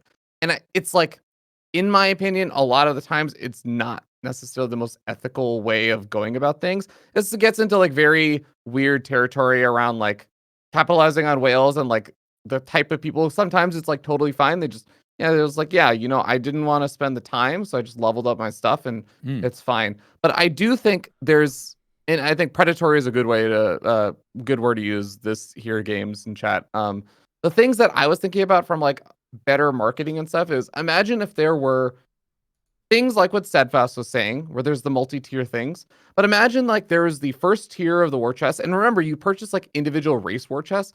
Imagine if they said, we are going to actually have one super special skin for like each one of these races that we're like conceptualizing. They don't even have to make it. They just do the artwork or something for it first. And they say, whichever race purchases their war chest and then like levels it up the most or something. So now you're getting engagement or has some kind of way that you're basically tying in and getting people to form like factions and stuff and really capitalizing on that. And basically that draws more overall interest in the war chest, which raises awareness for it. We tie it into like the esports broadcasts and stuff. And at BlizzCon or whatever, they reveal and say like, hey, throughout this weekend, you have to like play these games or whatever, or you have to like vote or like buy your war chest now because this is going to decide which one of these races is going to get like a new probes, SCV or drone skin. Like there's things like that I feel like, and these are just things that I'm thinking of like in the last like 5 or 10 minutes, right? So it's not the best perfect ideas, but like I feel like there were opportunities like this that could have boosted the war chest sales. At least in my opinion, I feel like a lot. I think the easiest thing that they could have just added that would have been an instant, I don't know how much money it would have been, but it would have been a fair amount. It would have been a notable amount, is just literally an option to say, you don't have to play any games. You press this button, you get to tier 1. You press this button, you get to tier 2. Press this button, you get to tier 3. You get all of the unlocks. Because the way that it was is you bought the war chest, you didn't actually get all the skins and everything right away. And it could have been a super small amount of money. It could have been like $4.99 for each thing. It could have been $10 for the whole thing. And they could have even done that. And I guarantee you the cost of adding that button would have been very much worth it. And that's a better example of what could have been like a very low effort thing to add more. Because I understand and I appreciate that you guys explained it. And to be honest, Ravi, you and I, you said I have to disagree with you. I actually think I agree with you, is that like Valve had put in the work from the ground up to prepare for this. And I think that Blizzard, I think that they weren't able to see the forest in the trees. And that's no fault of anyone who worked on the war chest. I think that's like a fundamental thing that Blizzard wasn't necessarily designed to anticipate the value of community. I guess just the community fervor, passion that can be poured in, and I think that's the big difference there. But I mean, maybe I'm talking out of my ass. I don't know. What kind of dumb talk show is this? You can't just change your opinions based on what other people say. What's wrong with you? Have you not been on the internet? What the hell, Dave? What the hell? I'm out. I have like 5 things over the course of this last Sphere Dragon. Yeah, same. Go ahead, Gigi. All right. So first of all, I just love the idea of really just like having the factions hate each other more. I feel like that's how they get those like kids in school to become like Lord of the Fly situations, just being like factionize and fight each other. So I'd really, really love for that to happen. But it's actually kind of a cool idea. Second of all, Mike actually brought this up first. He's a programmer. and this goes directly to what we're talking about now. Yeah, Blizzard couldn't see the future. End statement. They could not see the future. They built StarCraft 2, not even in 2010. That's when it released. So they built it in what, 2006? I don't know. And we're working with the world's tallest, thinnest Jenga tower, which is why every time there's a new update, it breaks everything else. And so, implementing the crowdfunding and the arcade sales that someone brought up in chat was actually extraordinarily difficult, and it wasn't successful enough at all to be warranted. Or they never got the in-game watch tab because apparently it was impossible. That's apparently what happened. Cats worked with them for like a year, and then they were like, so that was a real hard block for StarCraft. And then, as you guys were saying, as BeoMulf was saying, it is funny, but I do think that the people who worked at Blizzard for StarCraft were actually just too freaking fair and nice, so they even were opposed to the idea of that whole, like, some people can unlock by paying because it added another layer of that kind of like pay to win factor. And then the last point that I had was that I actually don't think that's a predatory model. I think what's predatory about the Raid Shadow Legends or whatever else is that it's usually loot boxes, right? It's stuff that you don't know what you're getting, and that's also the government's problem with it around the world while they're banning it. I think if you do this model, which that was 2 conversations ago, so I'm trying to remember what it was. If you do the model BeoMulf was talking about that Valve uses, can someone remind me of what that was? The level up. I will say one. that is kind of an abstracted loot box in my mind, because it's like you're leveling up, you're getting a random skin or things like that. Well, here's the thing. I just don't think you get a random. You just don't make it random, right? But I think allowing someone to spend $1,000 is no different than Patreon having that extreme $1,000 support level where no Patreon user thinks they're going to get it, but then a whale comes along and is like, "I'll get it," and they're like, "You don't get any rewards," and they're like, whatever. That's fun. Yeah. Well, and then on top of that, like one of the things that the Battle Pass does is they give you limited time rewards. So you have you get, and I agree, Battle Passes are not, or loot crates are not great. I have even more of a problem with the Raid Shadow Legends model, where you have a tangible advantage for getting them rather than just you have to look prettier. But they had other things, because eventually you run out of skins, right? You can only open up so many boxes. If you want to drop $10,000 on this, you will probably have every skin. But they had limited time things. So, like, for example, in the StarCraft perspective, you can have like 500 sprays or 100 sprays or whatever it is of a cool emote. And every X amount of levels, I don't know, every 50 levels, you get 50 more sprays, at that discrete time. And that is an unlock that disappears at the end of the Battle Pass season. So those are things that, regardless of how high you keep going, you can keep getting these things that change the weather or change the color of the river in the map, or have these things that, you can only use 10 of them. Guess you better get more, but there's no tangible advantage, right? They're just limited time rewards that you can take that come with the Battle Pass or the War Chest, whatever you want to call it. Even something, I'll wrap this up quickly. Even something very simple as literally just a flex of, like, on a loading screen, you have the option. You're like, I spent $10,000 on the 2019 War Chest. You literally just have like a big $sign or something. And then that literally is just the pixels that I'm talking about. Like, just a straight up flex. It doesn't even have to be complicated. We'll solve barcoding. We'll have another identifier. There we go. But yeah, there's a ton of things you could do, and I was amazed at the idea that I didn't have to stare at Raynor, Kerrigan, and Artosis' face for the rest of my life. But that's never gonna happen. So now that we've kind of wrapped up that, RTS Shooter in chat, Ryan Shooter, for those who don't know, super cool guy, been around in StarCraft forever, now works for Frost Giant. Asked a really good question because, of course, he has some knowledge about what he's asking. The idea of war chest stretch goals is interesting. So let's rewind it back to just talk about what the war chest was before they couldn't do it anymore. I'm curious what you guys think the community reaction would be if Blizzard had set up a stretch goal for the war chest and that goal wasn't met, which I do remember now. They brought that up as a serious concern. So now that it's public, we can get your thoughts on it. Steadfast or BeoMulf, since I guess me and Fear Dragon kind of have like, we already had that knowledge, I suppose. You're talking about the original goal, the like $200,000 goal. So No, yeah, adding a if they stretch added goal. a stretch goal to 250,000 Oh, and it added- wasn't met, what do you think would happen with the community sentiment towards it? See, Oh, go ahead, Sidfest. Well, if you have an opinion right away, go for it. See, I'm of the opinion that I don't actually like the concept of stretch goals in and of themselves. That's kind of why I was talking about this X percentage thing. Because yeah, if you don't hit a stretch goal, the game is dead. Like that is absolutely. We saw this happen with actually again. I'm gonna keep going back to Dota because they're the one that I think does it really well. But for the first time last year, they didn't, and part of it was they actually just changed how their battle pass worked. But they didn't hit their prize pool goal.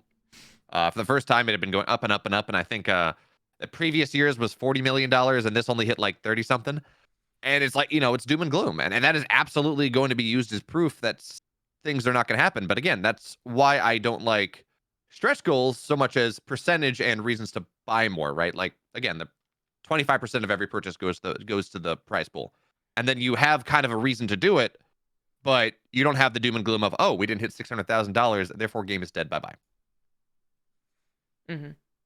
That's actually what I'd be worried about with the looking at the past goals. That's fair. Actually, is if Dota 2 like didn't surpass its last year's goal. Yeah, We're dying! The Dota 2 subreddit has been the Dota 2 subreddit looked like the StarCraft subreddit has for its eternity. Where everyone's like, the game is dead. Oh my God, jump into the river. And we're like, we're not on a boat. And they're like, get in there anyways. It's all collapsing. I don't know. Stuff didn't happen. The moon landing was fake. I thought it was hilarious. Like your broadcasts are still getting over 100,000 views. Like, yeah, your game's not dead. Stop it. Yeah, honestly, it made me so more upset than I can put into words about how ridiculous the concept was. But that does kind of answer the question and kind of pulls me back a little bit and makes me realize, like, yeah, when you hit a certain goal, and it's the same thing for StarCraft 2, we're all familiar with it. Once you've hit an MMR peak, if you're not at that MMR for the rest of your life, everything's a disappointment. So once you hit a certain goal, if you don't hit that, if you don't maintain that goal, that's a terrible feeling. If you, for example, lose a bunch of weight, let's say you lose 20 pounds, I don't know, 30 pounds, 40 pounds, whatever, it doesn't matter. It's an irrelevant number. It's arbitrary. And then you gain back a little. That feels bad. Everyone knows that feels bad. No one is happy about that. So when you blow it up to like a corporate perspective, and like you're talking about the potential of a game succeeding or failing, I get that. I get that. That kind of does put it in perspective a little bit, because unlike you two, I didn't know anything about the WarChests situation. So that is interesting. But at the same time, then there also are the options that I was talking about, where it's like, yeah, you just do the percentage base. And then you can do stuff like, yeah, adding very simple stuff like unlocks to skip having to play, basically just converting time into money, which it is something that we already do so much. So yeah. I think Can subs I say, are a great example for that too. You think what are? Subs. Like You're a 1,200 subscription streamer, and then you go down to 600. You're just like, my life's a failure. Oh, it's a terrible. Yeah. Oh my God, it's a bad feeling. If I were a game dev, I think, and I was worried about this, I'm just gonna say this is actually what my strategy would be. I would set the bar in almost the exact same way that Blizzard had set the war chest stuff and said, we're doing this at 500K or whatever. I try to maybe do some of the other extra like advertisement things and stuff that I talked about. And if I was really worried that we weren't going to hit it, or I wanted to basically test out and see the effectiveness of like a second war chest or something of doing that advertising and seeing whether or not that made enough of a difference, I would retroactively go back and basically say like, okay, we raised a lot more than we thought. And so we've decided to change the rules. We're putting even more into esports. When that was basically you were actually behind the scenes had like already a tiered investment thing. And you put out the advertisement, you put in the effort to like get people to buy it and give people incentives besides just raising the money and everything, where there is like extra little, like, you can purchase your way through all of the levels, or you can do all of the other kind of fun stuff where like there's special skins that one particular race can unlock by, doing the best in the war chest things or whatever. So you do all of that, and behind the scenes you're thinking, all right, if we hit this level, we'll put this much in. If we hit this level, we'll do like percentage or whatever. But you just don't publicize it, and then you get to come back out later on and be like, guys, you blew us away. It's honestly what happens with most Kickstarter things, right? Like, I'm gonna pull back the curtain and say, like, most people when they make the Kickstarters for not just tournaments, for board games or whatever, they put out their low ball and they say this is what we want and everything. And then when that gets met, I think a lot of people honestly do just kind of do a slightly fake, like, oh my God, guys, I can't believe we met the minimum goal that I would have been really upset if we didn't actually meet. That was a really kind of low bar. But not only that, we met this other goal, which was the one that I actually was thinking and hoping and expecting that we would actually meet. But I'm so unbelievably thrilled. Like, I think you get to kind of put on that sort of thing, and that builds a lot of that excitement and hype. It kind of sounds fake. It kind of sounds artificial. I'm not going to lie. If I was a game dev, that's probably how I would have run it. Although, Fear Dragon, I think that's a good, Isn't there an argument to be made though that having those goals of, okay, I want to, whatever the price pool goal, whatever it is, isn't there an argument to be made there that is a driver of investment, right? So you say the one thing I would change, actually, because you're right, the one thing I would change is that, and I'm assuming this was like a slightly technical limitation or something else, like with how the money was moving around and everything, but I would have the website not necessarily 100% live update, because from an engineering standpoint, most of the time those live updates are not actually live. They're like on some sort of delay or whatever, but somewhat live. I don't know, like hourly or like every 30 minutes updating with the amount of purchases. So I'd actually have that somewhat tracking where it actually is, so that people can see when it's past the low bar. And I think you still get that added feeling of everyone saying, oh my God, look at how much we're killing it, and I'm going to add to this and everything. I do think you maybe lose out a little bit on people who then say, like, we already reached the goal, who cares anymore? But I think if you're doing a lot of the other stuff, you still probably get a lot of value out of it. And yeah, it achieves that bar filling that is just tickles the brain in that funny way, the same way that YouTube clickbait does, where it just draws you in and psychologically, you know what it's doing to you, but it works anyways. And in some cases, you obviously don't know what it's doing to you, but yeah, that's pretty interesting. I think. Sorry, I just want to. I like had another idea about something you could potentially do as like a part of a war chest. Random show match, charity show match, like at an event. Like weird meet and greet stuff, weird shows. Like there's so much more to it outside of just like skins, that maybe they're like really specific ones. But then if you have like all right, we're gonna have like a 20-minute sit down with Cyril, where specifically, if we got to this goal, or if you contributed, maybe someone who contributed $20,000 can get that. Yeah. Like there are ways to draw in the whales and like do certain things, or like choose your pro player that you want to, have whatever with. Like, I don't know. There's lots of things. Ooh. Well, geez. Steadfast though, I've been wanting to find a way to actually segue this in, so thank you. One thing that we are starting to see other games do that StarCraft doesn't do are like team activations, right? So I've talked about, I wrote a whole article about this. I think this is really important for like esports longevity, but how about like in this war chest, and again, I think we are focusing a little bit too much on the war chest esports side of things, because what is it, like 80% of StarCraft players never even interacted with esports. But like, how much would you love to have a Team Liquid console in the game, or like a Team Liquid branded Hellion or something, or whatever the example is?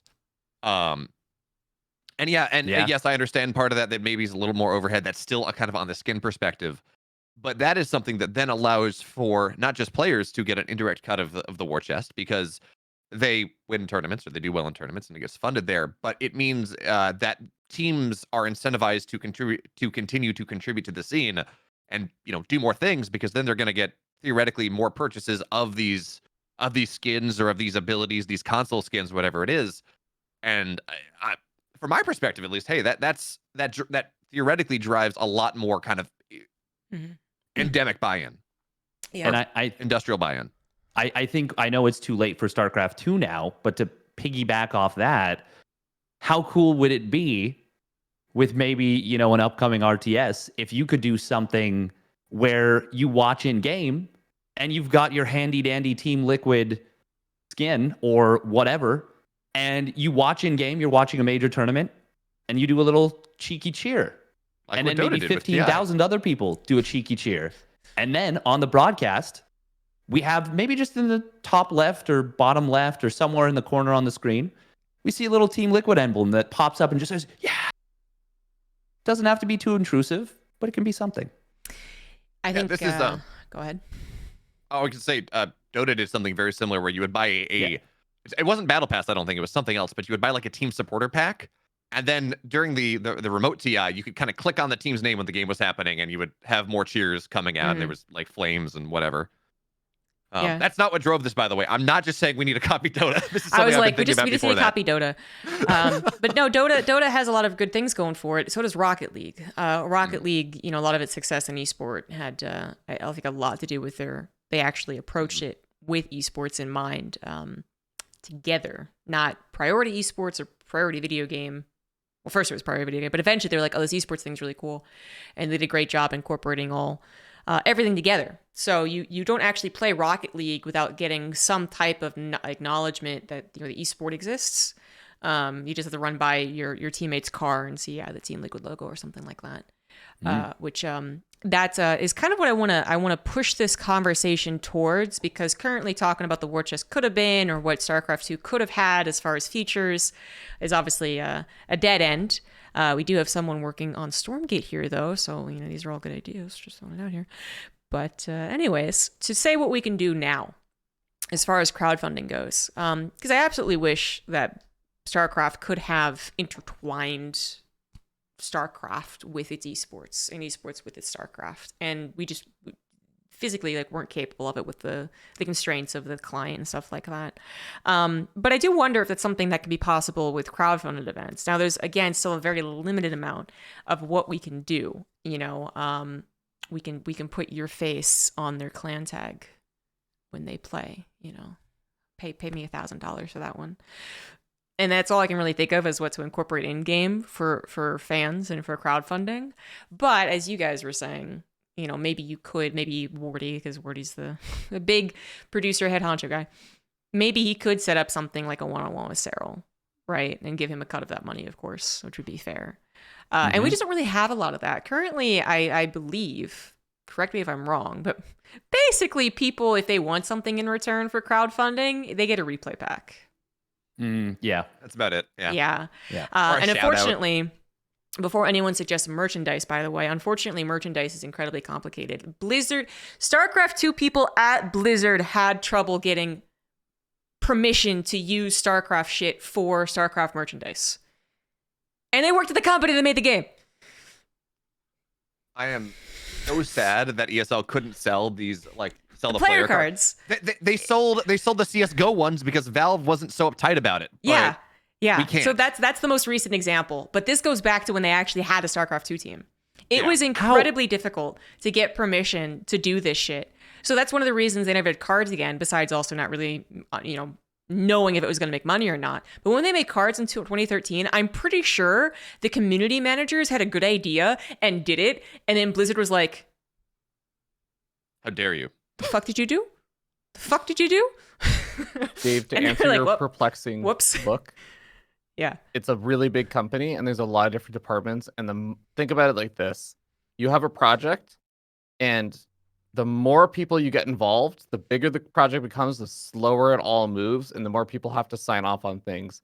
And so when you start doing things like, oh, we're going to use StarCraft logos, or we're going to use basically sell these physical Blizzard merchandise, okay, well, StarCraft team was trying to do this, but and I'm using like random examples. I don't know if this is exactly what the team distribution or something would be like, but there's like a physical merchandise team.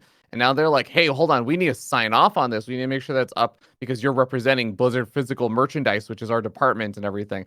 And now it's like, oh, well, okay. And you're also advertising, and now marketing has to get involved. And now legal has to get involved because you have to make sure that everything that is on these cards, including player cards, oh, are any of the players wearing any logos that we cannot represent or anything? ZombieGrub can talk more about how Base Rate TV had issues with the Canadian flag.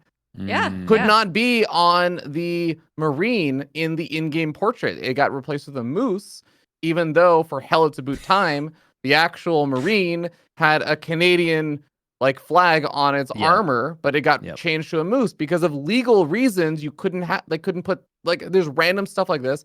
So the more like people get involved, the more complicated it gets, and the less likely things happen at big companies. Yes, exactly. And of course, the Blizzard head honchos of merchandise want it to be a certain quality, so it's not just like why you literally put the logo on it, all that type of arguments. People are bringing up other examples. GSO versus the World had cards, which I also have. They're not nearly as cool as the BlizzCon ones, though.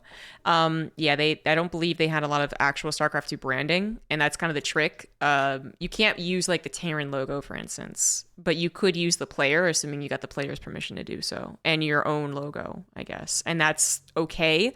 Someone brings up WTL doing stuff, and I want to say again, BeoMulf pointed out they don't use StarCraft brands. That's true. China has always done whatever the fuck it wanted. It's fair. The laws don't apply there. What are you talking about? China, like Blizzard China, I guess is different, and then just China is different. So that's all I can say about that. They do what they want, and more power to them. If I can get their cards, that'd be great. And that's such a great example, right? Because if you think about it, like WTL doesn't really care if they're in legal compliance with all these other countries. Blizzard does, and you have to navigate the legal repercussions of whatever thing that you're going to try and do or sell, and that it fits and meets the legal criteria, and also just like the potential internal political criteria of everything within the company for all of the different countries you're planning to make this available to. Like, shit's hard. As I feel like Ryan said so eloquently, doing stuff is hard. Yeah. And that was one of the more exciting things when I think ESL got in charge, is that we kind of assumed there'd be a little less of that red tape moving through all the billion of lawyers, which was kind of true. It is still kind of true, actually. To this day, I'd say it's still kind of true. But, there's other problems. How Stormgate, now being developed by a very small company, Frost Giant, would have less of that to go through as well. They'd still try their best to cross their T's, dot their I's legally and all that good stuff. But, I think they could literally roll over to the person head of merchandise and be like, hey, it was a cool idea. I actually want to give one more example of this really quickly, which is something I still super grateful for. But I used to run an event called Ladder Heroes, where I would pay out players on the ladder, and it'd be like weekly payouts and all this other stuff, and be giving them like very small amounts and everything. A large incentive for why Blizzard thought it was worthwhile, and like being told this directly from them, is that it's something that Blizzard just simply would not be able to do.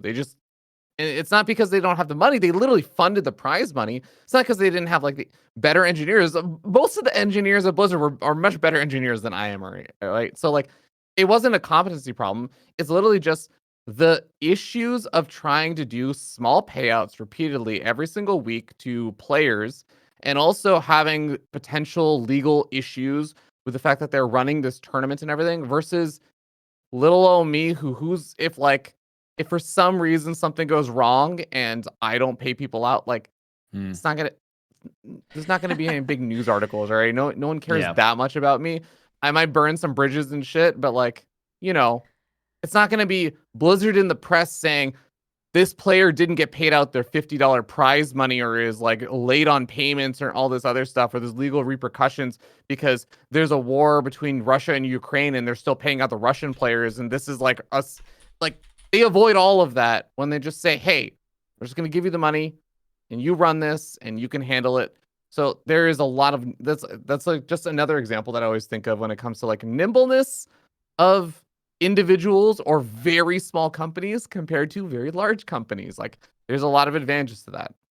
I agree. Yeah. Blizzard played it safe, and all they did was destroy a bunch of incriminating documents in the past 12 to 18 months. They played it safe, legally speaking. I can't speak too much more about this, but there are a few examples of Blizzard using proxies, is that the right word? Using people in the community to front certain things and, do tournaments or do other stuff. Yes. Because then they would not have to deal with all of that red tape.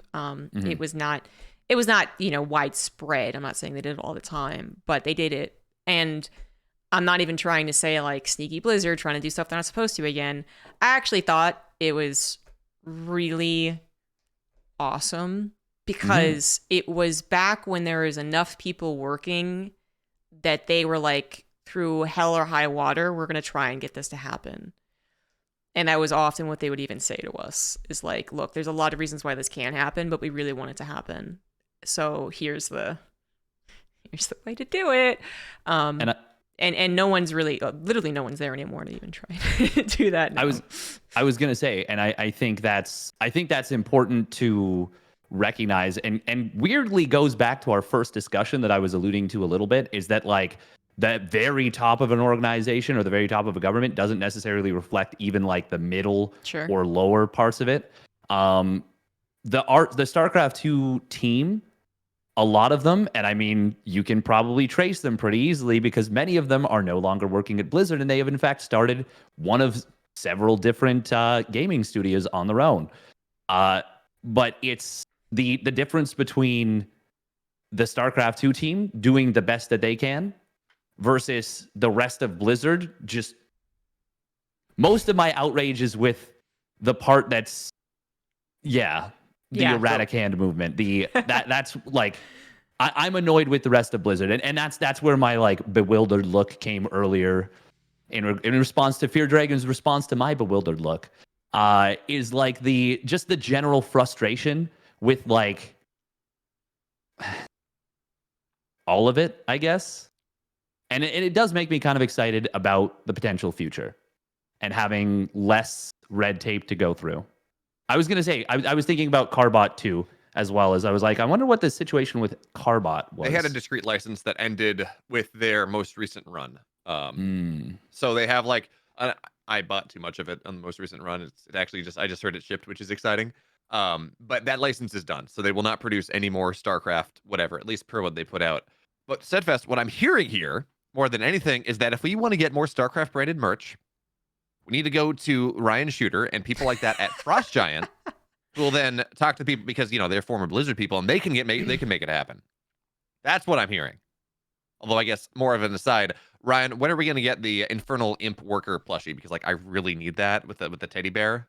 Like that is pretty cute. That's my favorite design. That is really high priority. Yeah. Seriously though, like there's a lot of things that can be done with Frostshine Stormgate outside of its actual even game, which is very exciting. I mean, we might just do a whole talk show on why the potential of Stormgate is exciting in all the other ways that people don't generally bring up, I guess. Because there's always the just like, is it going to be a good game? No one fucking knows. But there's a lot of other reasons why it could be really exciting. But we'll have to leave that for later. The point is, for today's StarCraft's crowdfunding needs, can't have any StarCraft branding. Nope. Whoops. And it can't get the support of Blizzard. It can't even really get the support of ESL. So. And for some reason, a lot of it gets kicked off Kickstarter anyways. Where he had to go to Indiegogo for his. Yeah, I don't know. That was really weird. Okay, that's the end of the statement. That was weird. No one has any further elaboration. Just that just happened and we got over it. So we're going to have to try and, I think, really, it's going to be a lot of the community, which I think we haven't really experimented with. And in some ways, the squeezing of the budget and the squeezing of the scene and the desperation of the scene can create, new ideas, innovation. Not that this was an innovation, but, one of the biggest things to develop in the last 2 years was the actual YouTube content of StarCraft that basically exploded. So there's things that can be done. I think there's ways that we can move closer to some of these ideas, like having Cyril be a guest cast for $10,000. But no one's really bothering to try it right now because one, at the end of the day, a lot of these crowdfunding measures, people pay because they want to pay. You could have the worst Patreon rewards ever and no one gives a shit. They still give you the money. So that's always a dilemma. Like, are my rewards actually doing something? And two is because they don't really have to either, I would say, right? Not yet anyways. But I do think there's more to experiment with our means than we've bothered, because we have been, hanging on to kind of like AAA esport for a while. Like we're on our last pinky, but we're still kind of hanging on. So we didn't have the maybe the ingenuity and innovation and development that Smash has or something. I don't know. Anywho. Talk about that though. How do you feel about and I guess this is going back to the previous discussion, so if we have more to say here, that's fine. But how do you feel about the Legends tournament that's going to be happening as part of Gamers8, right? We have the $400,000 for like the big tournament, right? This is tier 1 StarCraft esports like we're familiar with.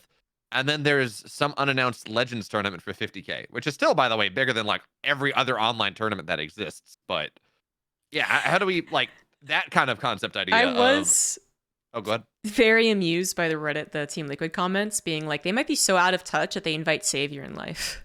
That's that would be hilarious, actually. Well, someone was talking about at one a point Life versus Marine King match. Boong Boong. Apparently for like their first WWE event, they wanted Andre the Giant, who had been dead for like 10 to 15 years. Oh yeah, my God. Exactly. That was their reference. I mean, I don't know if I really have strong thoughts. I think for me, I just thought it was totally in line with something that Saudi Arabia would do, alongside inviting, a commentator out to cast for $20,000. If they just do that. So, I think it's actually very likely that there is some high-ranking, high-supporting member of this who is like, I really need to see Boxer versus Yellow for the 10th time in the past 10 years. And they're like, okay, well, we're fine. How much want you give them? $50,000. Whatever, it's your money. I don't care. That money means literally nothing to you when you have billions. Yeah. So that's my impression, anyways. So I don't know. I think Brood War people had a bit more problem with it. They wanted an actual tournament, which I think is very fair. Yeah, we actually get a tournament on top of this glorified show match thing, whatever it's going to be. Yeah. The way that the tournament was announced was actually that almost feels, that actually does make me feel a little bit bad for the Brood War community, was when you have a $500,000 prize pool announced and you announce 2 games. What are your expectations?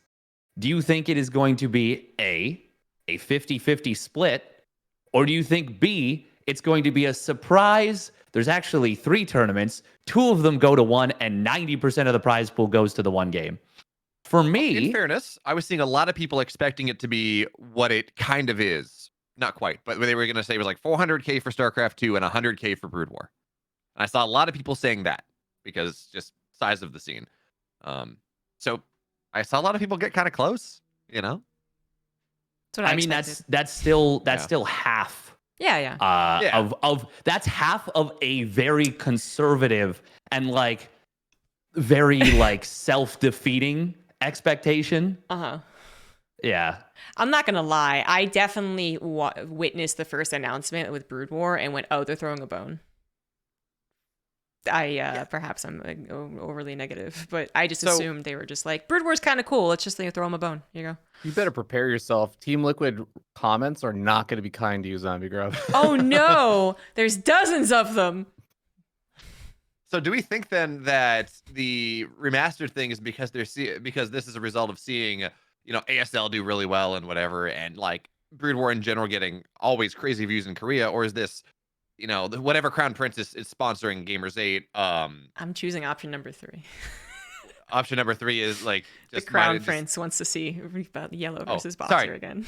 That was kind of my option B. So okay, fair enough. Like we want fine. I thought you had 2 more before that. Oh no. Yeah, well, I guess we'll never know, right? Yeah. They're not going to reveal who pulled the strings here. I believe in my idle speculation. Like, if we say it enough, it's true. Well, that too. We have the power of influence, and we just influence everyone to believe that. So, But I don't see any other reason, honestly. Like, because as you were trying to kind of think about, like, oh, is it because Brood was actually popular in Korea with ASL? Is it honestly, here's one thing also, because I was wondering how big the Brood War scene was going to be, and I did imagine it to be small. I didn't expect a show match, but okay, that also made sense to me. Someone's got to cast that. Mm-hmm. Is it that they're Tastosis fans?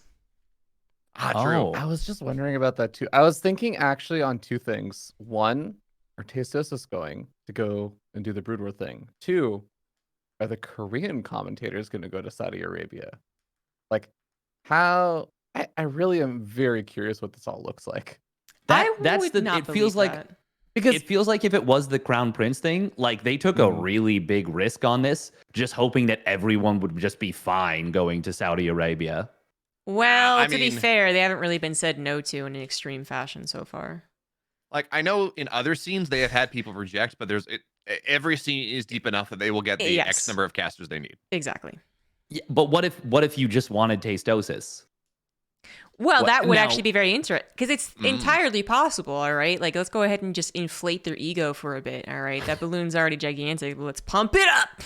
They do get a lot of people interested in them. So they have been, I think in the past, I don't remember if this is a secret, if it's true, I could be totally making this up. I'm pretty sure they have gotten many more InControl-like opportunities of, I'm going to pay you a certain amount of money just because I like you guys, over their decade of casting. I'm pretty positive about that. And that there have been even smaller tournament funders. I'll talk about this one. There was a guy who did a lot of photography, and as far as I know, I don't like him, but he did a bunch of funding of Base Trade TV, and he didn't like me, which is why I don't like him. So that's fair enough. He thought he could get Tasteless and Artosis, and that's really who he wanted, but they wouldn't like return his emails and stuff. This guy was kind of he was a weird guy, but he had a lot of money and he wanted to fund. So anyways, that's just one example that I'm directly related to, and I can guarantee there's other ones where people are like, if we don't have Tastosis, I'm not interested anymore. Yeah, I mean, look at even more recently the Alpha X. Wow, I'm totally blanking on what it was called. The third Alpha X tournament, the third big one. We had Artosis on the final day, specifically because he would theoretically draw viewers. King of Battles. King of Battles. There we go. Thank you. Like I worked on these. I should know the name of the tournament. But that's yeah. okay. I'm actually just thinking about like you guys are talking about all these like StarCraft events and stuff, and my head was just flashing back to watching Artosis and Tasis commentate women who are wrestling in a soapy like. Oh, that's a really good example. And I'm like, yeah, they have been brought out to very strange things, because the expectation is that a lot of people would just go watch. Yeah, I watched it because Artosis were there. That was like $100,000 contract or something for them. Like that was a very profitable event for them. There's a reason that they came and showed up in suit jackets, and as you said, commentated like wakeboarding, 50 laps or something of wakeboarding.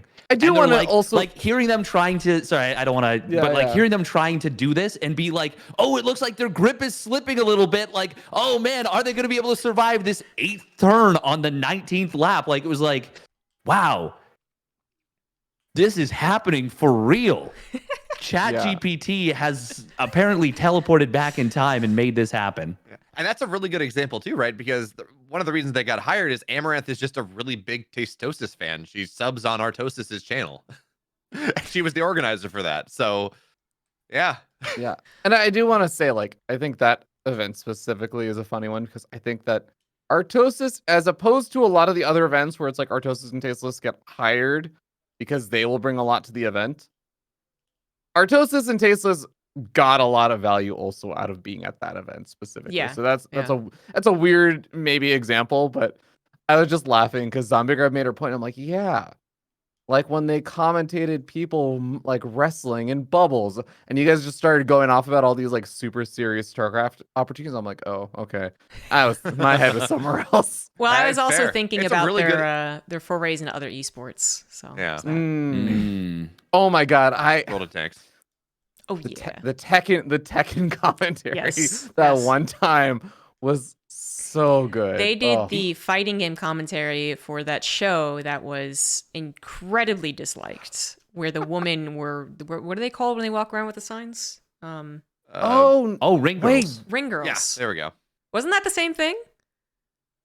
I always think of Frodan when I think of that event. Because he was but I part of think that. yeah. Are we I thinking? think they might have. Was this like so? The event I'm thinking of was like last year. No. No. Like This 7, is 8 like years almost ago. a decade ago. Yeah. Oh, okay, yeah, okay. Way long ago. They I- had ring girls coming around for a while and like spinning the wheel, and then people were like, "This is fucking weird," and they finally like backed off of that. But they still had the pretty lady in the backgrounds, and they would host all types of weird shit, and it would be like this over the top production that was still kind of bad. And then they eventually hosted this Tekken, I guess, Tekken tournament, and then they had Tasteless and Artosis casting it, or at least Tasteless is what I remember. Well, they're no strangers to like stepping outside of their comfort zone and just Yeah. being like, we don't know what the fuck we're doing. That's exactly what their first Valorant cast was literally them casting like that. We have no idea what's going on, guys, but here's a shotgun, and people ate it up. Well, even before they were Giga Tastosis, even before GSL, like there was like a 2008 or 2007 Warcraft 3 tournament where they joined like a third commentator, and the third commentator really knew his shit, and you could tell he was not happy that they were there because he is like, oh man, the fans are really not going to be happy about this. Like, they'd be like, oh man, what's this guy doing? Looks like he's hitting pretty hard, and they're like, yeah, that's like the Blade Master. Like he's pretty good. Like, oh man, oh, what just happened? He went invisible, and it's like, oh yeah, that's like his thing. That's like his most basic ability. Yeah, Windwalk. Yeah. And they were like, wow, cool. We're learning so much. Yeah. Anyways, it was kind of a derailment. What were we talking about? Yeah, good Why- job, ZombieGrub. We set Steadfast up perfectly to just go off on Tastosis That's and 'cause he hates really him. hammer in the point that he hates them. Yeah, he Oh hates my him. God. We were just saying it's really cool that they get these opportunities. And Steadfast just went off on them. Yep, that's what it was. Yep. Let's talk about does Tastosis actually bring a lot of viewers to be worth their incredible payday? Wasn't I thought you were there going to say, do they actually Ooh, bring I any gotta value? go. Just to go in this it's like, from a caster perspective in general, wasn't there a study that like Blizzard did? I think it was with the Overwatch League, where their conclusion was effectively that at below a certain baseline where someone can string sentences together and sound kind of okay, casters don't really influence viewer metrics all that much compared to who's playing and Right. what the stakes are. Yeah. Well, it's really difficult to tell because even if you get a Mhm. fan survey afterwards, who fills out the fan surveys? The diehard fans. And it would have mattered as well the quality of the game that they cast, not only in terms of did that affect viewership more often, or were they better casters because the quality of the game was better. I think the thing that everyone can agree on is that Tastosis does make bad games fun. I don't think anyone disagrees with that. But I think you can absolutely have conversations about whether or not they make good games better, good games greater, and whether or not they bring in the amount of viewers that they might be bargaining with. Because one thing I'll say, and it's weird because we know them and they're friends, and so I don't want to really talk on them, but they are very good business people. They know what they're doing. So, and they know their value, their perceived value. Yeah, exactly. Which is, I think something that's really interesting, sorry not to send this too far, but I think a really interesting concept to kind of piggyback on what BeoMulf was saying about being able to say basic sentences. I think anything from these are arbitrary numbers, but on a scale of 1 to 10, any commentator that's from a 3 to a 9 is indiscernible for a lot of people. Maybe even bump that up to a 4, but anywhere in that you're okay, you're passable, up to you're very good, just below super elite, and most people won't really be able to tell the difference. But as long as you occupy somewhere in that realm as a commentator, a lot of people feel that commentators are kind of interchangeable unless they know them on a personal level or... Well, actually, no, that's it. They feel that they know them on a personal level. And part of the reason why Tastosis we feel that way about them is that they were the StarCraft 2 commentators for so long. They've been doing it for 13 years. They've been doing it for longer than that, but 13 years with StarCraft 2. They've been doing GSL forever. Like, everyone knows Tastosis and they feel like home. Yeah, that's a good point. I think that has, I guess what you are saying. I was going to clarify that I don't think it matters whether you're personable necessarily. I think what matters is that you've been in the scene a very long time and you've been acceptable for a very long time. Because then I think that goes with branding. Like your brand is acceptable.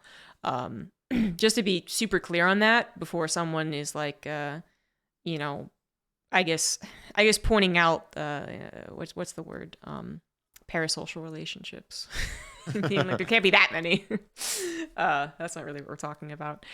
So yeah, I am of the opinion that that most casters don't add a lot of viewership, even if they have a particularly big following for themselves too, actually. So I don't know if we'll just go ahead and accept they're going on a completely different topic, but that is a big issue recently with like bringing in streamers over commentators for stuff. But even if you're a very big streamer and you have more subs or more YouTube views, I think sometimes it even is they're worse at bringing in people because they don't tweet about the event or they don't make any YouTube videos about the event. So that's always an interesting one. Although, don't a lot of contracts kind of stipulate, specifically if you're looking for a big content creator or whatever it is, that you do have to kind of publicize that the event is happening in some way? Or am I just off base there? I'm sure there are contracts that exist that do that.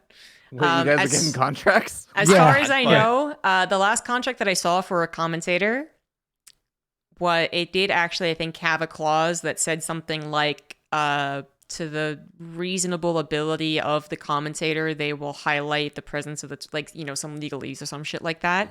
But it didn't require, you know, you have to make a tweet, you have to make a video. I actually did, you know, I work with World Gaming and I do remember them actually having that. I'm trying to see if I can pull up the contract, but they actually did stipulate like I needed to make a tweet, and it was specifically like make a tweet 3 weeks before. There was no monitoring or anything for this, so I'm pretty sure it was just a copy paste.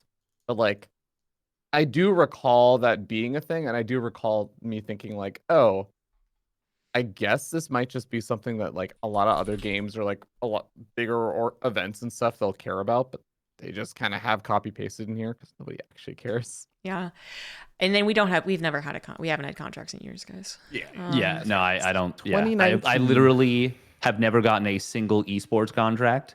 The only contract I'll ever get is when I sell out. Because then they're like, we know you don't believe in this product. We need you legally binding saying that it's good. And I'm like, haha.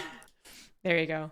But no. And I was kind of more so referring to commentator hiring. Like there's hirings that are going on where it's very much you are a streamer that we are leveraging your fan base, and then there's hirings of commentators that go on where you are still hiring them as a commentator. You know what I mean? Yeah. I'm just gonna use I'm gonna use the example I'm thinking of. Loco has an amazing YouTube and one of the more popular streamers, and I don't think he gets hired as a streamer. He gets hired as a caster with some consideration to his viewer base possibly moving over. And I don't think his viewer base was very like his viewer base that would only watch if Loco was at the tournament casting was that large. Yeah. I mean, it might be more of like an exposure perspective, less so I'm only going to watch if Tastosis are casting or if Loco are casting, so much as, oh, I didn't realize this tournament was happening because I only consume my StarCraft content through YouTube. I was going to say YouTube. Yes. Yeah. And the hope would be that Loco would make a video saying, please watch me while I do this. And as far as I know, he never did, right? Or even just like a community post. Yeah. So who do we pitchfork in this scenario? Do we pitchfork Loco? I'm actually just trying to tear him down so I can just like climb over him, you know? There we go. Not to mention I made a video and I got someone who told me they only went to Katowice because I made a video about it. But yeah, Loco's a great guy. Software dev Ravi has thought about how we can, if we ever wanted to figure this out, and God, I would hate if this ever actually happened, we could do it. We have a Twitch extension that all of the audio for the commentators gets passed through. So it doesn't come in on the stream. It comes in through the Twitch extension. Oh, you're And finally you getting have every game. You have like maybe 2 or like you could probably do 2 pairs or maybe like 3 pairs of commentators that are all commentating the same series, right? For everything for the event. And then what happens is viewers get randomly put on a set of commentators and told like you can change the commentators. You track how many people just literally never bothered to change. They just end up on whatever. And actually you change it between every series. Even though the commentators are commentating every series, you just change what everyone's setting is unless they set it. So if they just put themselves on random, they'll just keep getting a smattering of different like commentaries. And that will just be the demographic of people that say, don't care. The people who then select a particular set of commentators are influenced and care enough to make a decision and engage with the actual thing, which is a difficult thing for like any product or whatever to get people to like start clicking around and everything. Those are the people that do care about the commentators, and it affects directly their investment in watching the event. And you could also figure out who has or how much pull people have and everything. God, I hope this never happens. That sounds like everyone's doing 12-hour broadcast days.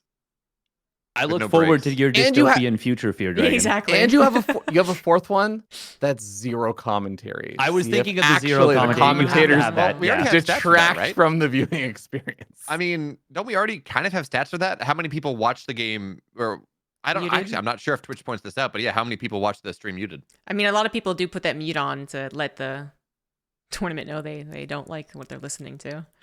But yeah. But it's not always true, right? Like a lot of people do legitimately just like have it in the background muted or something. Does Twitch give you a stat now for how many people watch? I'm not sure. No, I don't think so. That actually would be such a sick stat for like that would be. General Twitch usage anyways of not actually, I don't want muted versus unmuted.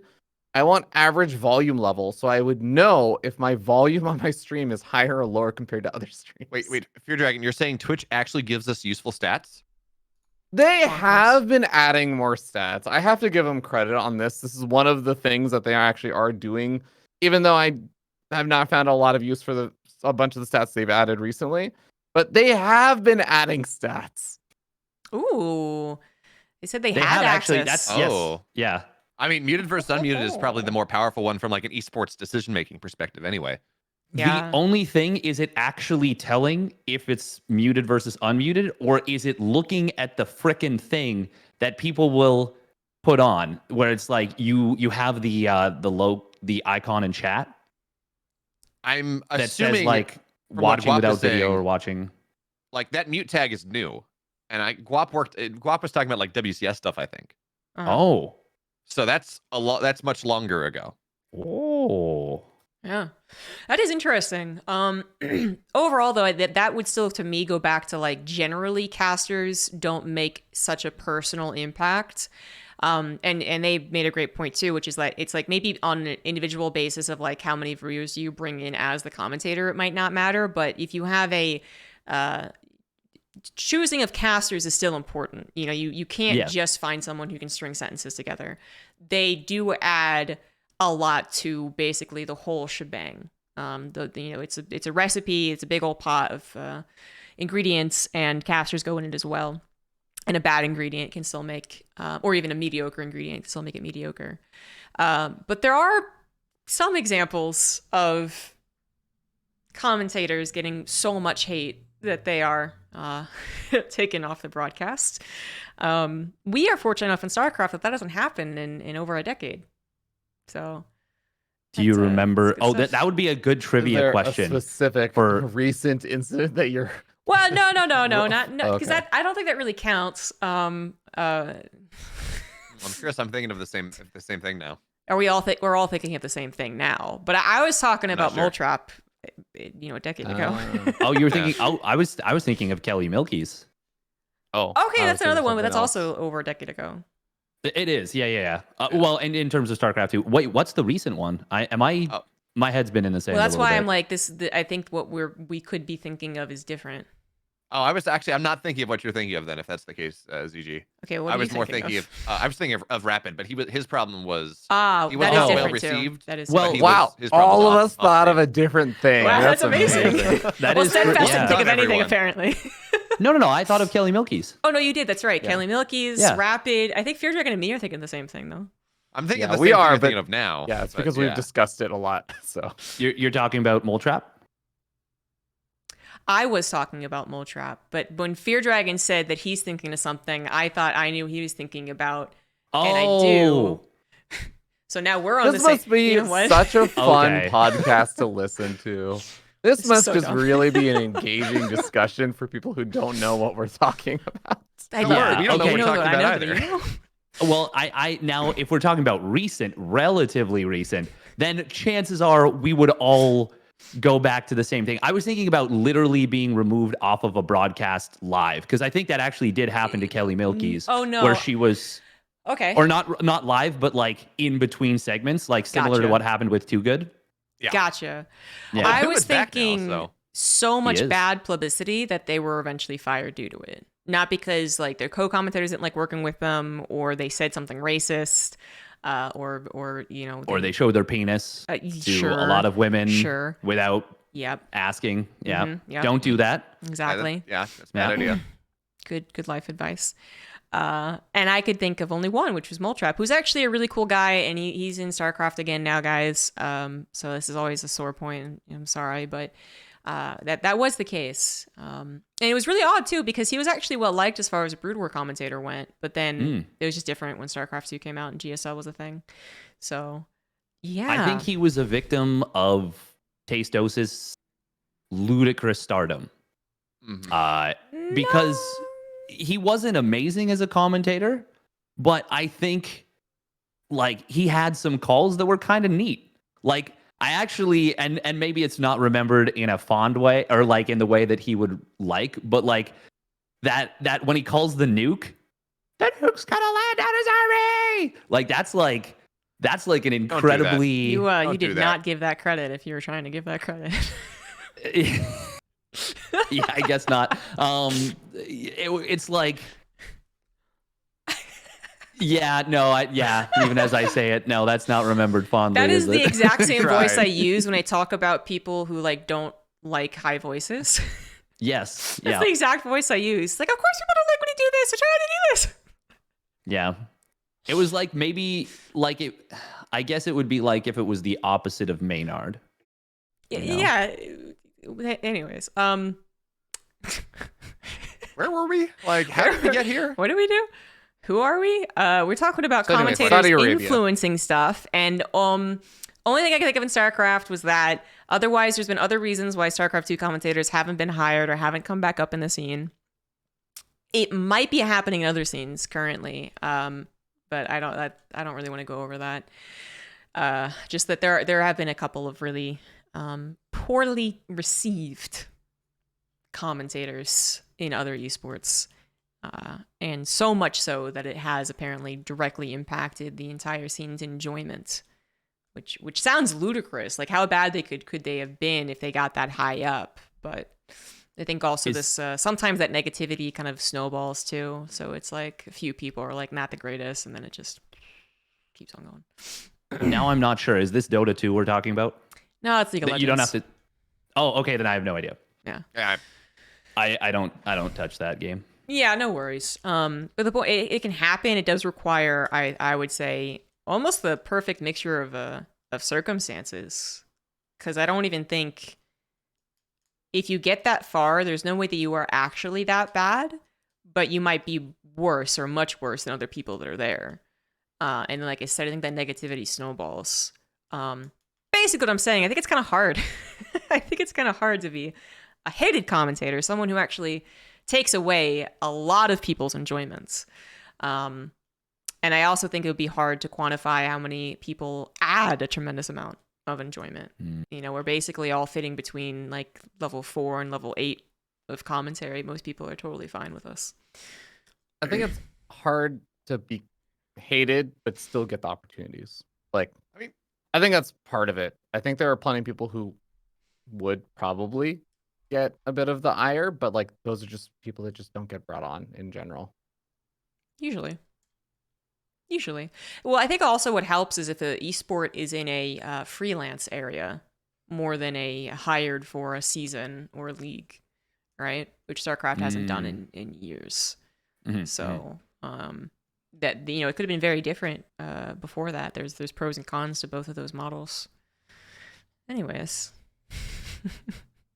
Now that we've had the most awkward dancing around conversation for the last 10 minutes. Can we just say what we were thinking about? All right. So you were thinking of Kelly Milkies. I was thinking of Mole Trap. BeoMulf what was your example? Rapid. And I'm pretty sure the other thing we were going to say is Creighton.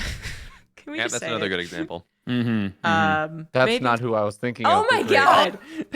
I think I'm finally thinking of who you're thinking of. I'm done. I'm just. No, I need to know. Just move on. No, Just put it in chat. on. Put it in the Discord. Who else was stopped from? I mean, so anyways, they haven't been stopped, but there's perception I think that they've been Testosis stopped. do bring in a lot of viewership. There's not a lot of other commentators that detract. Oh, are we talking about Nate? So, Did you say Nate? Yeah. Yeah, that's the obvious. although No, but that is so completely different. that is very different. Yeah.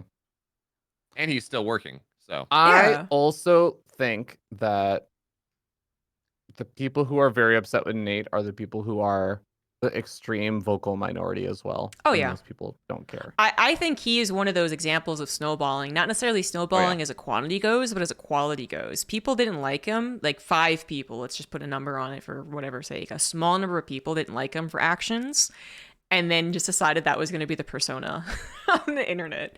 It's actually crazy. You can see the development of a crazy internet person right before our eyes. I think the thing that Are you saying there was a is cabal of 5 people? A cabal of 5 people, exactly. that sounds about right. That was the true cabal.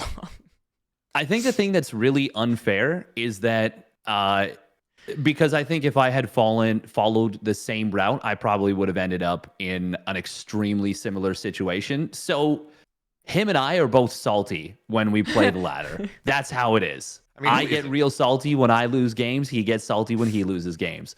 But I think we're both very competent commentators. I think we're both quite good at it. Now, I came up, initially, I did stream for a little bit as gameplay, but I didn't do that very much. I actually came up as a commentator mostly. Nathanius, he started out as a commentator, but he also did a lot of streaming as well, playing the actual game.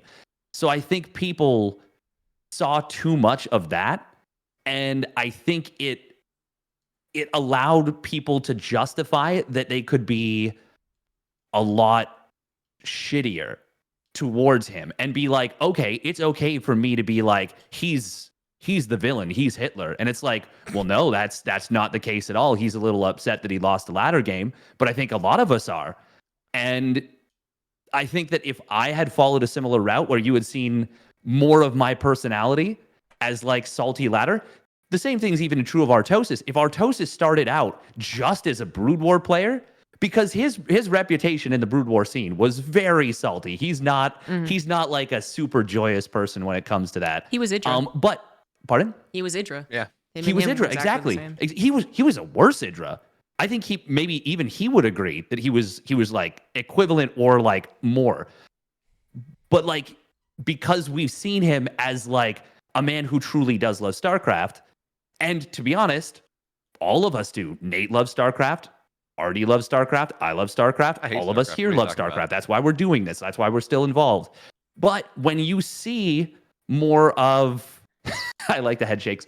When you see more of the game, or like more of a certain facet of that personality, you're going to assume that is all that person is. When instead it's just the frustration. So I think that Nate was the victim of coincidentally his own branding and how he was perceived. Well, I think there's a lot to talk about, and I'd prefer to talk about when Nate's on the cast. But I just kind of want to sum it up. Like, he was in a very, very crunch type of scenario when he came into StarCraft, right? It was make or break for him. And in that era, streaming 10 hours every single day was considered the best way to do it. When you stream StarCraft 2 for 10 hours a day, very few people can do it and not go insane or get bonkers. mad. Roddy's like the only person I can honestly think of, really. Because even Pig makes sure to, like, change up his schedule and change up the things that he does. So that Raid Shadow Legend. Yeah, sorry. that was obviously going to great. And it was only after a certain time that people acknowledge maybe you don't have to do this all the time as far as Twitch streamers go in general, or that you could have success otherwise. I very quickly realized I don't really enjoy playing StarCraft 2 that much, really. Like, I don't want to do it every day. And I was very also quick to be okay acknowledging that. I just like casting it and talking about it and learning about it and stuff. So that's fine.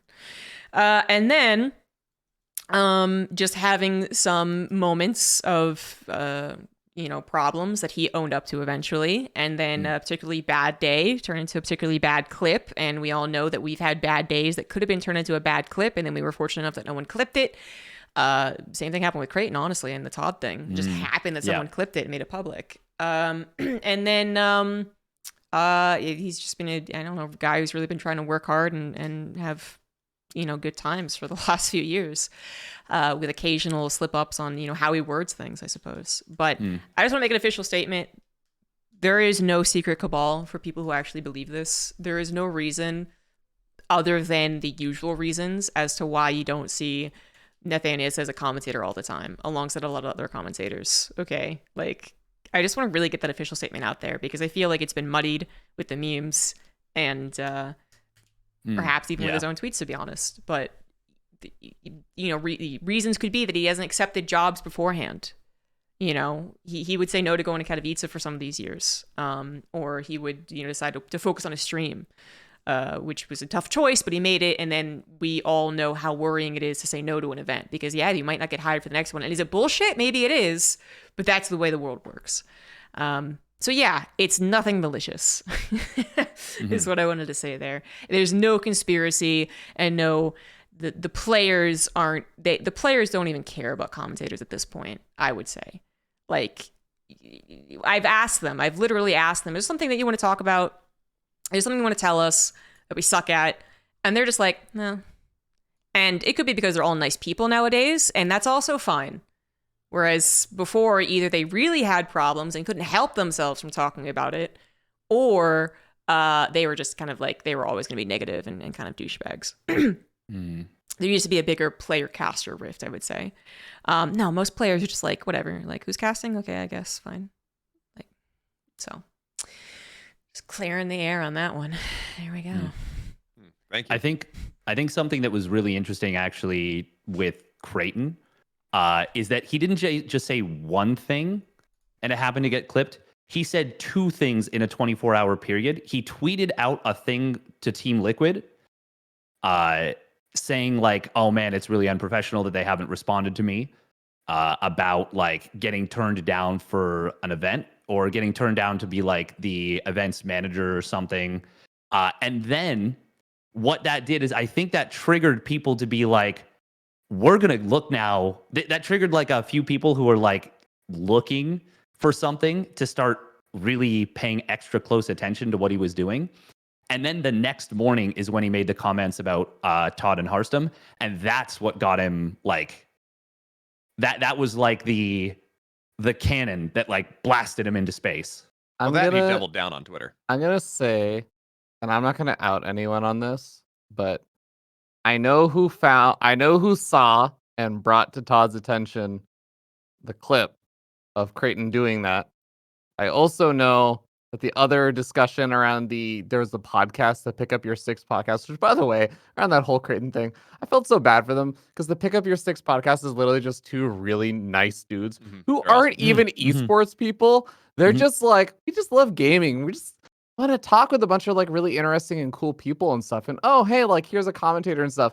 And then this gets like linked in sources like Creighton saying shit. It's just like all that stuff. Yeah, it was It was not what you described though, Dave. I'm not gonna out anyone, but wasn't? like it was not a like now let's go dig up stuff. It was he said stuff on stream, and then people started discussing previous things he had said before as well. Oh, It was like this has been an ongoing thing, and the discussion point came up. interesting. Okay. Well, it is. Well, I know. Are you referring to the So comments? you were in the though? room for this. No, Are you referring? I'm amused to the right now because now comment- over 800 people are watching. So Mhm. go ahead. We can move on right now. if Hi, you want, by the Raiders. way. You guys missed us talking about the Gamers8 tournament and all the controversy around that. And then we also talked about crowdfunding for StarCraft 2. And now we're talking about StarCraft 2 casters and whether or not they actually bring a lot of views or more views or less views. And then we got talking about how StarCraft 2 casters have lost out on consistent gigs, I guess is the best way to put it. Yeah. And that's where we are now. Mm-hmm. So we're talking about Creighton. I think we also decided Steadfast has it out for Tastosis. Also Yeah. that is Very now clear, a thing. very clear. That is now a thing. Steadfast is the hater on Tastosis and the Yeah. designated naive child of words and their meanings. I mean, we didn't even bring up the yes. fact that we were just talking about like Nathanius and other people, and then Steadfast is like, and Artosis, really BM.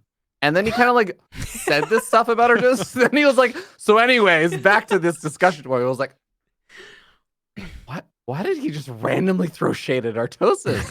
I love that I just get to tell the story and all the people who just with came no in from the raid context, just have no context. Yeah, it's great. That's okay. You can't point out Germany on a map, so it's fine.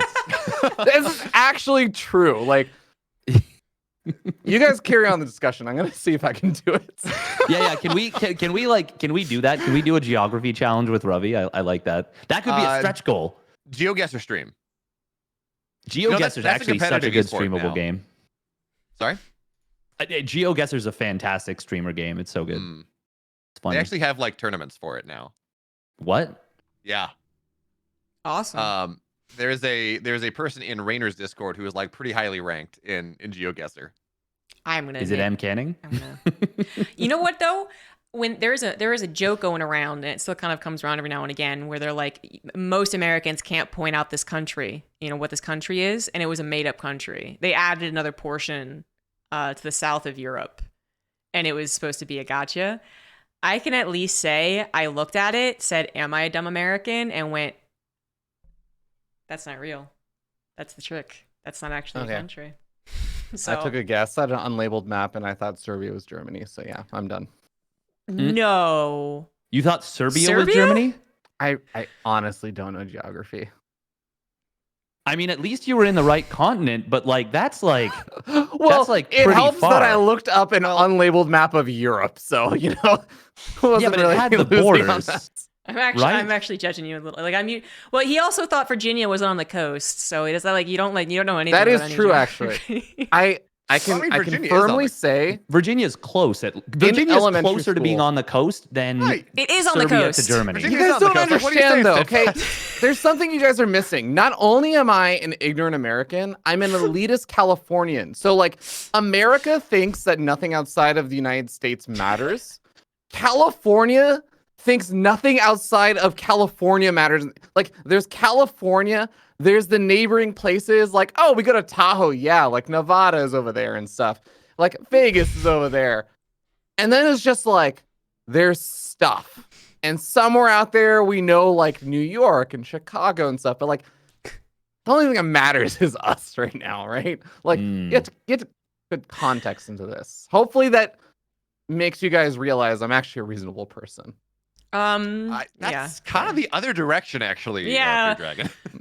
It's like he's like a hyper American. He's a Californian. It's Yeah, like, it's a good I mean, thing. like, I'm the best of America, okay? Well, in some Okay, ways then. you are actually correct, but in this way I'm not so sure.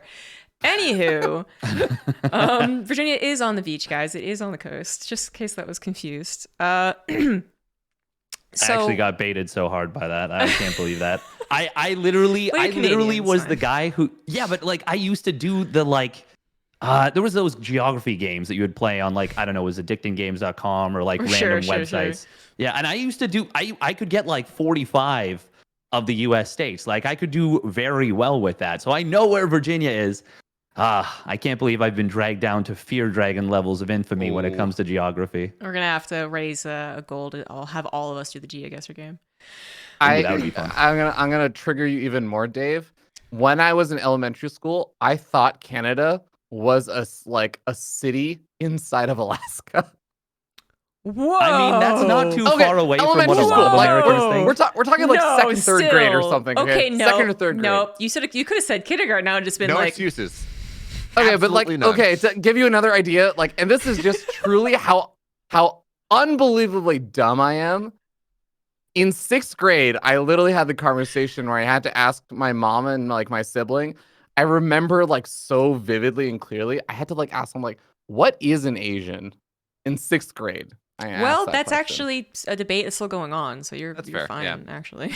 I did not mean it in the delineation of our Indian or brown people Asians. I meant it as like, people have been saying this word, and I feel like it might be important in my life finally that I learn what it means. You know what? I'll back you up a little bit. I was 4, not 8 or 9, which you were. But when I was 4, I had an au pair from Denmark that I could have sworn it was in South America. So why? I don't know. Danish accent? He introduced me to Euro trash music, the Euro pop or whatever that was going on in the 90s. And I was like, and somehow I was like, South America, that's it. That makes sense.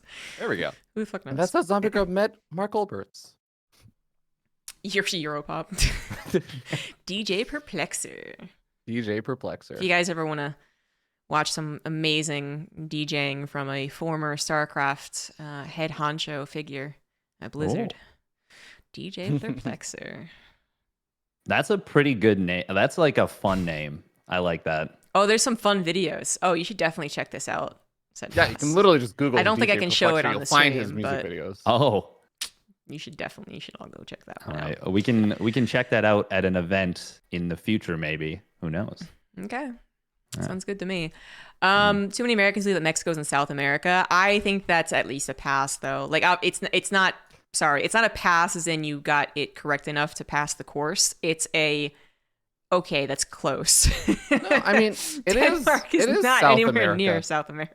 It is the southern part of America. New Mexico is in the southern part of America.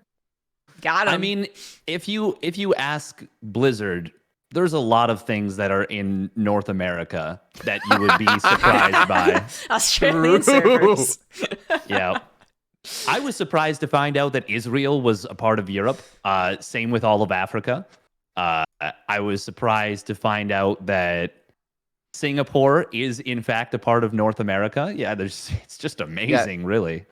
Yeah. I've learned a lot through being in StarCraft. I mean, not even just for when it comes to geography, but that's one of the bigger ones. But up until I was probably 25, I thought that the saying was out the wild zoo.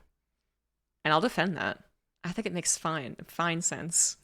That's the same level as the episode of Friends where it's a move. Joey it's a cow's starts, opinion. It's a moot point. It's a moot point. Yeah. Moot point. Yeah. And it makes sense. You can't even really like it. That's fine, man. Out the wild zoo, out the wazoo, both preposterous. It's a cow's opinion, which is totally unimportant. Mm-hmm. Yep. Just saying. Rude Out to the literally wild my zoo. culture. You know what we could actually do? Cows is- are important, okay? When's the last time you got a cow's opinion, Fear Dragon? Actually, a week and a half ago, I unironically saw a cow on a walk, and I was having a discussion about what kind of like grass cows like. So Did it tell you to Wow, move that's along? very sexist, Ravi. why? Where was the gender in that, Dave? I want to know. Well, I mean, if you were referring to a male, you would have said a bull. Ravi. Can't believe you would treat women like that. You called a Are woman you a saying woman? that I should have only asked for the bull's opinion because cows are not worth getting the opinion of? This Dave? is some weird level of like vocabulary judo that's going on right here, where we keep trying to reversal each other, and it's I thought you were just doing the Rovey thing, where you'd say like, well, the grass is green, and he'd say that's racist. mm-hmm. I think that would have been a better joke.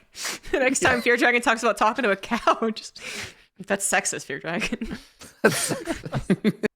And just move along. Move along. Mm-hmm. Move. Yeah. I don't appreciate being copied, ZombieGrub. Like, I have trademark on that now. Yeah, you did say it first. I heard you. I stole it. Don't you like being that person in a group of people and you say something and no one hears it and the other person says something? I think I've done that to a lot, actually. Oh, I have literally talked for like 5 minutes and you're like, you know what's also a good point? This exact same thing. Oh my god, it actually tilts her so much. It's just because I will literally stare at him for like a minute while he like talks about the exact same thing that I just talked about with the exact same opinion, thinking that he's trolling me. Yeah. You know, and I'm just like, and then he's like dead 15% serious. Of the time I am, but 85% of the time. Yeah. Okay. All right. Heard ya. Good one, Mr. Chaz. Okay, so anyways, we canceled everyone but BeoMulf now, so. All right, so I want to bring up one last topic to really get controversial, okay? Okay. Something that's been on the mind of many of us. Can anyone guess what it is? It has to do with content creation. The ethics of smurfing. No. That's an old topic. StarCraft 2. Historian. History. Ah, yes. There we go. Let's talk about it. I thought you were memeing. I thought you wanted to talk about the other one. No. Or esports storyteller. StarCraft Historian is great. Okay, so this isn't actually going to be all that controversial, guys. I do just want to touch on it because it did kind of make this weird round where for about a week, there was the not greatest outputting of content that I would say good faith people meant to create. I nailed it. I think they're fine. I think they usually do some good content. Both of them, by the way. I'm talking about both Esports Storyteller and StarCraft Historian. And StarCraft Historian was very receptive to the feedback that I gave, and I think Esports Storyteller was also very receptive of the feedback that was given to him. But I do think, you know, we just did all of that. You know, we talked about Nate, we talked about Creighton, so on and so forth. I do think we have to kind of have a conversation about like, how do I put this? Maturity in content creation. Can someone help me out here with the phrase I'm looking for? Yeah. The responsibility you have as content creator. Responsibility. Yeah. There we go. The responsibility of the creators. There we go. That's the conversation I want to kind of to steer this towards, to not just totally label both people as, you know, like, how dare they? Let's like make fun of them and let's yell at them. I think that'd be rude. But why I'm bringing this up is because a historian who did fix it eventually once I brought up the issue did basically heavily clickbait something that I said about Blizzard and Heart of the Swarm. And I said, hey, that kind of makes it look like I said it, that I said verbatim that. And he's like, oh, I understand. I'll fix it. When I tried my best to be the type of person that was like, well, to give them credit and to, you know, go this way and to go that way. And, you know, I really, you know, I understand how things went. And it was clickbaited into ZG, you know, StarCraft 2 Blizzard wanted StarCraft 2 to die. Very different, in my opinion. And again, he fixed it. So good on him. And I told him why I thought that was important that he fixed it, and he agreed. And then Esports Storyteller had a video about Nathanius, which he actually ended up taking down, which I actually think is a good move. Because, one, it was full of conjecture, basically. And I think videos can have just basically a collection of conjecture, a collection of, well, here's what some people think and here's what other people think. But it has to be extremely clear that there's no facts here. And two, it was a totally unnecessary thing. I mean, it was like the lowest hanging fruit, obviously going to be more of a clickbait idea in general than getting some meat and potatoes, you know? Like maybe you could have turned it all into a what community interaction influences hiring processes or something like that. But it was just like, let's find the most dramatic, controversial thing that we could find and make a video of it.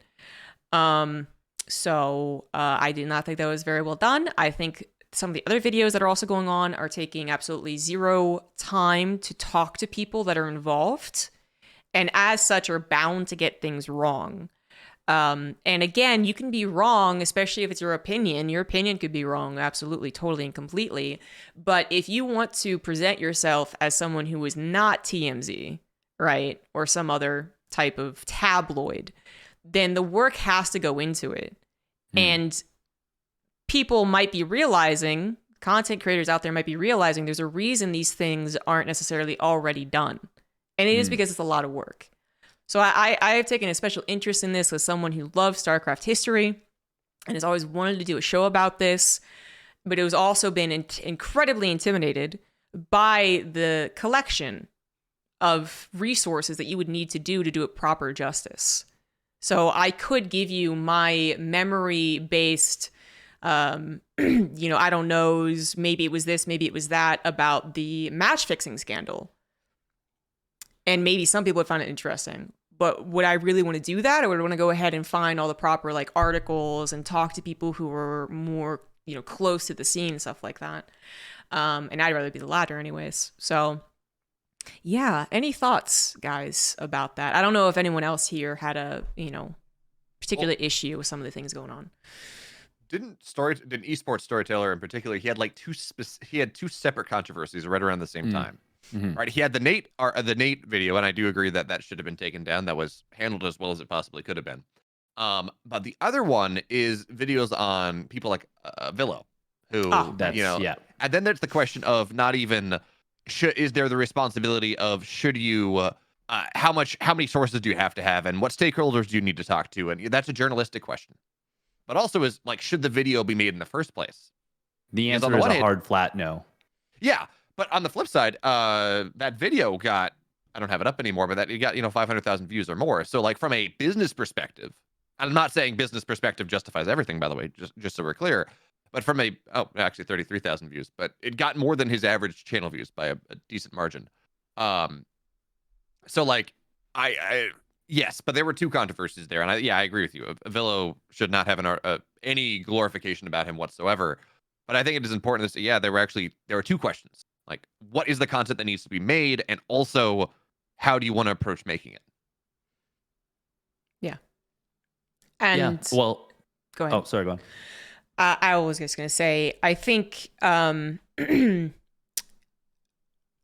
basically would, because I don't want to go ahead and police every single content piece that's ever been made, because I'm going to make some of these contents and people are going to be like, hypocrisy. And I'd be like, oh shit, you're right. Like that you're right. But I do just want to say, like, the way that it is presented is extremely important here. And a lot of these things are presented, some of these things are presented in a way that is quite factual and maybe unintentionally so. But to specify, storyteller's voice is very like professional, I guess I should say it, right? It's not wacky, it's not crazy, it's monotonous in a professional way.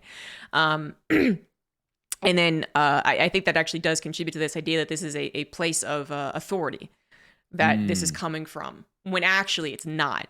Not to be super rude, but it's probably the least authoritative that it could be. You could at least give me benefit of the doubt if you wanted to. If I make a mistake and I say something stupid, that I was there for whatever I was talking about.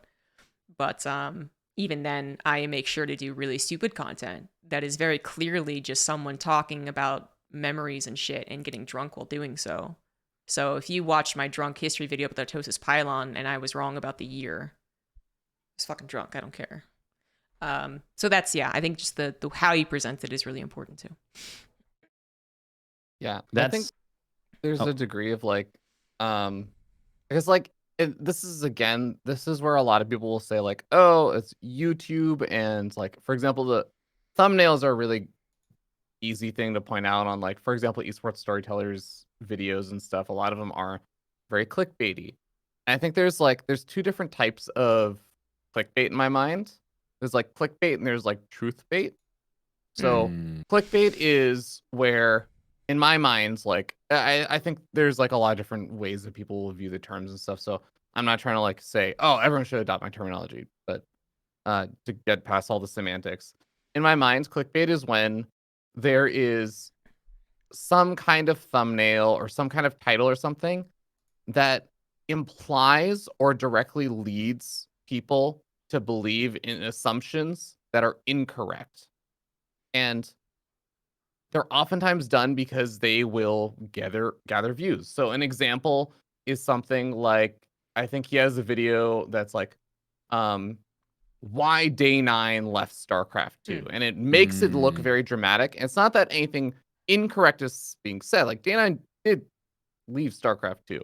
Like, doesn't make any more StarCraft 2 content and everything. Still watches, still engages with the StarCraft people. But, like, he doesn't actually do StarCraft content anymore.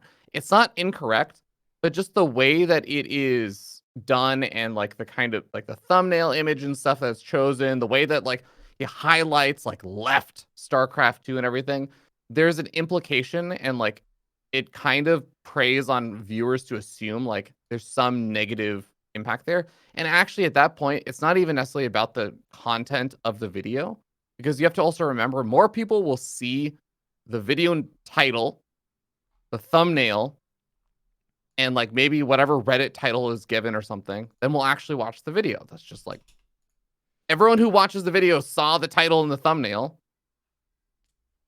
but not everyone who sees those things go on to watch the video.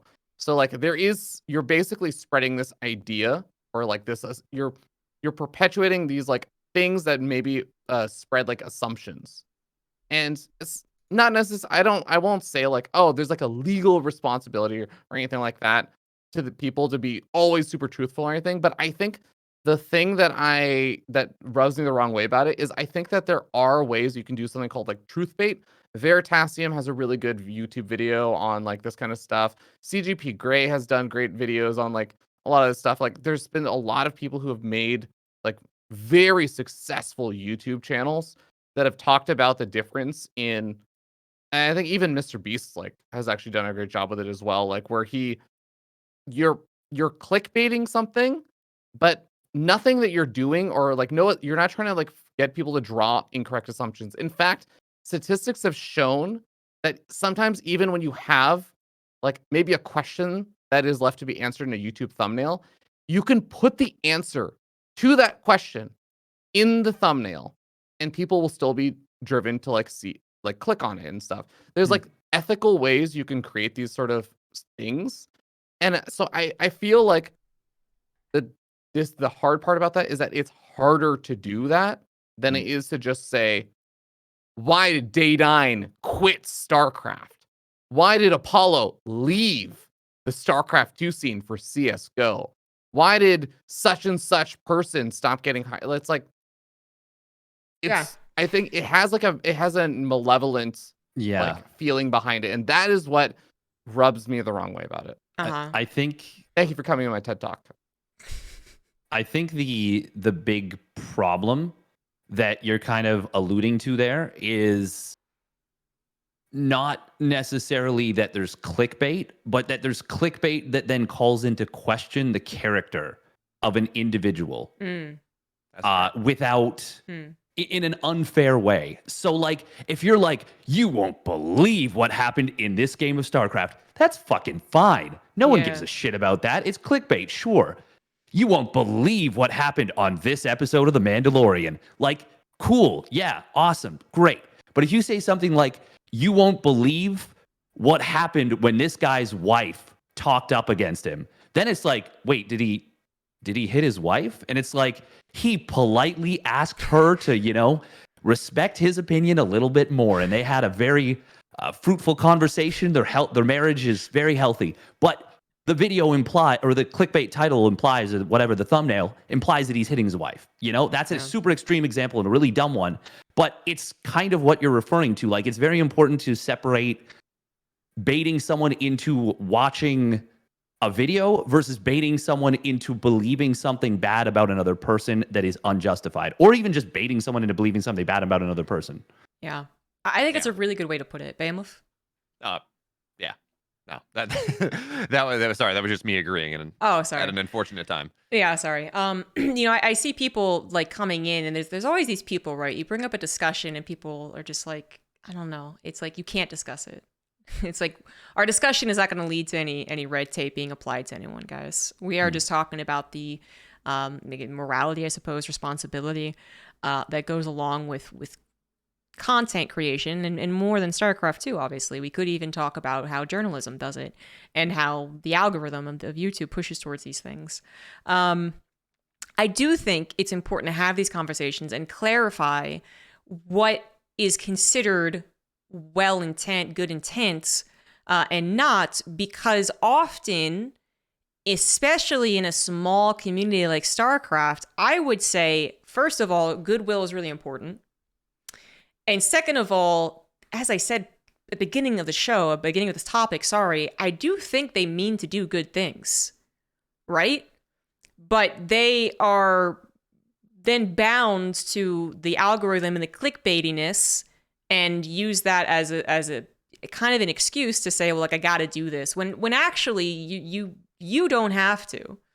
You could probably still develop views in different ways, in different types of clickbaity titles that, as Steadfast was putting, maybe you just don't put so specifically the person. Maybe you put it into a organization context, and that already does so much better. If you want to be a bit of a jackass and talk ill of every single person on this talk show in your own content creation video and slap a label on it, 4 StarCraft 2 commentators, the dumbest people on earth, watch what they say, just acknowledge that you're being a bit of a douche, you know? But again, if this is all just like, well, I just want to do good things and I want to be seen as a really respected content creator, and, you know, my favorite content creators are these guys that upload once a month and it's the most like independently researched thing you've ever seen, then your content's going to have to match that, or your delivery of the content's going to have to match that. I also think, especially for when it comes to interviewers, so this is 2 different people kind of brought up this conversation. One was an interviewer, one was a content creator. Well, both content creators, but you know what I mean. For interviewers, as soon as someone thinks that you're going to take their words out of context and you're going to have bad faith there, they're going to tell other people not to let you interview them.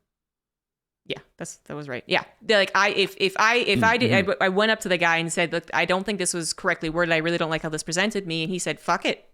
I don't care. What are you going to do now? It's already out there. Then I go to every one of these guys here and everyone in all my Discord chats, and I go, nope, never talk to this guy. And then because I also know that he's a douchebag, we start saying out loud, hey, like, this is really messed up. This is really uncool. And then hopefully people, hopefully people don't watch it, but we know how the internet drives outrage. But anyways, so yeah, I just wanted to clarify that. I think this conversation can absolutely be helpful towards people who have those good intentions. And in general, I think it's just an interesting conversation. There's more to this than just the history, right? Because that's another thing that's really difficult to detach, is that this is still history that is involved. I cannot talk about Artosis and Artosis as if they are in the past, and I can talk whatever I want about them, and they're never going to have any opinion of their own, and coming in here and be like, well, ZombieGrub, you got that wrong. I have to acknowledge it's very possible. And that just sometimes is also what people miss out on when they start to do these types of shows, interviews, and stuff. Yeah. How much do we want to talk about? So I guess I have 2 things, and I guess we're gonna go with the one that's more recent. How much do we want to talk about that content like this, if you do want to do it responsibly and talk to the proper stakeholders and have these proper interviews and do all these things? You can't really do that from zero, right? Like, if I have, actually, honestly, I'll probably talk to anyone, but I think for at least some people in the scene, if I don't know, I want to go make a video on Artosis, and I am some random, the history of how Artosis got into StarCraft, I don't know, and I'm some random person that just tries to find their Discord and messages them, I may not get a response because I'm just some rando that they have no context for. You would be surprised. Yeah, that's fair, actually. I will say, as someone who is in this position in 2014, 2015, 2016-ish like time frame, and done very little of notable value or anything in the scene, was basically a nobody, I would reach out to like Day 9. I'd reach out to like Tasteless for random feedback points. Granted, I think getting feedback from Tasteless is hard. I think even now it would be difficult, but just because he's busy and he has a lot going on, and he's not scheduling and structure is not his strong point. I think we are all aware of this. But like even like Smix or other people, I think most people, this is the thing about StarCraft, we are all a very like tight-knit small community, and we're all pretty accessible. I think it's actually one of the biggest complaints Roddy has sometimes when people say things like online that are just like false. Is one of my favorite things Roddy will just say when he's complaining about like those kind of comments. He's like, they could literally have just stopped by my stream and asked me and I would have told them. He says that all the time. And like I think it's not obvious though, to your point though, BeoMulf, like it's not obvious how accessible everyone is, but like everyone, it really is accessible. And we really do, like, if you send us an email, most of the time we do read it. And if we don't, and speaking for me at least, if I don't, it's probably because I didn't see it. Not that I'm intentionally ignoring it. But okay, yeah, that's a good point. I guess I'm letting my experience of like feeling like I have to wait to talk to people until I've hit a certain baseline and allowing that to apply to everyone, which is not fair. So thank you. And again, I think it goes into it is so easy to think that you building this is a good thing and doesn't require a lot of effort and there's no repercussions, because it doesn't really feel that bad. And there's nothing in these examples that is directly bad that, you know, of course we'd stand up immediately and be like, whoa, man. It's all just kind of like, come on, like, stop. Anyways, so, but I think when you do, again, want to try and strive for that content, you do have to view yourself as a bit of a, like, a reporter or something along those lines, right? So, you know, your duty is to at least try and reach out to the people that are involved. And when they don't reach out, you do the super cool professional journal thing and you say, they could not be reached for comment or whatever you want to do. But that's just not happening. And, you know, I will go ahead and say, if you had 200 views doing this, we wouldn't be talking about it. So, you know, it's like, you know, it's a good, I'm really happy that there are people who reached out to the people who were kind of bringing this topic up from, because I absolutely do believe that they are good people who wanted to do good work. And as I said, were very receptive to feedback. And that's excellent. That's a testament to their character. We already are so much more likely to help them in the future when they need the help. But it needed to reach a certain point before it became a potential problem. And I think it's around this time that it became a potential problem, a lot because of that Avillo thread. Yeah. I want to also add one more thing to what you were saying, what even I was saying about the approachability thing. It does not necessarily mean, like, can message people and be like, hey, yeah, I want to get your thoughts on something, or I want to talk to you, get like some historical facts on something. That doesn't necessarily mean that people are always going to also want to dive into behind the scenes private stuff that, like, maybe there was some drama event or something. It's like you ask about it and, like, yeah, they really don't want to go into it. And I think that's entirely reasonable and fair. And you have to also be willing to accept that. And I guess there is the could not be approached for comments, but, like, in my opinion, I know that there's no, like, legal requirement for this. And this happens actually in journalism all the time, where, like, a story gets presented and it's very much written in a way such that it implies a certain outcome. And then you just say, they could, and they refuse to comment. It's like, I think I value, at least personally, when people are willing to make it very clear that they just actually do not have all the information, what speculation and what is actual fact. I think a lot of the time it's done very loosely in these cases. And I think also because, again, I've well, for my the interview I did with Neuro with Stormgate Nexus, I actually came under fire for this a little bit. Is that because someone didn't believe that I had properly attributed where the bias was coming from enough. But a lot of us that are doing this coming up, I don't have a journalism degree. I'm pretty sure Bassett doesn't have a journalism degree. The guy behind SC2 history, you come and these things come from places of passion of I want to do this thing. I think the StarCraft scene or whatever scene is missing this thing. I think I can do it. And then they do the thing and they get some leverage, and then they don't get a lot of feedback early on outside of, hey, this is great, because they have 200 views or whatever it is. And then all of a sudden you get something that blows up. For esports historian, he had the Nanowatt video like a bit ago that got to like 200,000 views, and that kind of got him a lot of subs, I assume, and that brought his channel to prominence. And then all of a sudden you're like, well, this thing that's been looking really well, and again, you're just kind of feeling your way out. All of a sudden you have this massive audience that is far more likely to be critical about it, because it's not just your core audience. And then it does force this whole, wait a minute, what am I doing wrong? Like, this came out of nowhere. What is this? Yeah. So that does have, like, again, these are people that do not have the training of someone working the Washington Post or whatever it is that knows exactly how to properly disclose and properly define everything. So, all the I's are dotted and all the T's are crossed. Right. Totally. And I think that's a really good point to make. And also, it's important to say, like, this is why I think this is why it's worth having a discussion about, is because its stuff isn't necessarily obvious. And a lot of the time, these are kind of things that maybe, like, you don't really know how the subjects of these pieces feel about the content that's being made unless they come out and say something. And I think that's why there's value in having a discussion about it. But it's not like oh my God, guys, don't watch these content creators. It's like, we're not saying anything like that. And like, I think ZombieGrub even opened up the entire discussion point saying both of them have been really receptive to feedback. Like, both of them have been willing to, change or like adapt based on like saying, hey, this isn't right, or like this doesn't feel like it represents me well or something. And they're both shown that they're willing to do that. So I think that's like great. It's just, I think the discussion value is in helping figure out what are those things that maybe are missing, or what are those things that maybe aren't the most obvious, unless you're like actually on the inside circle for feeling how it is on the receiving end. Speaking of feedback, this is a little bit like not so super out of left field.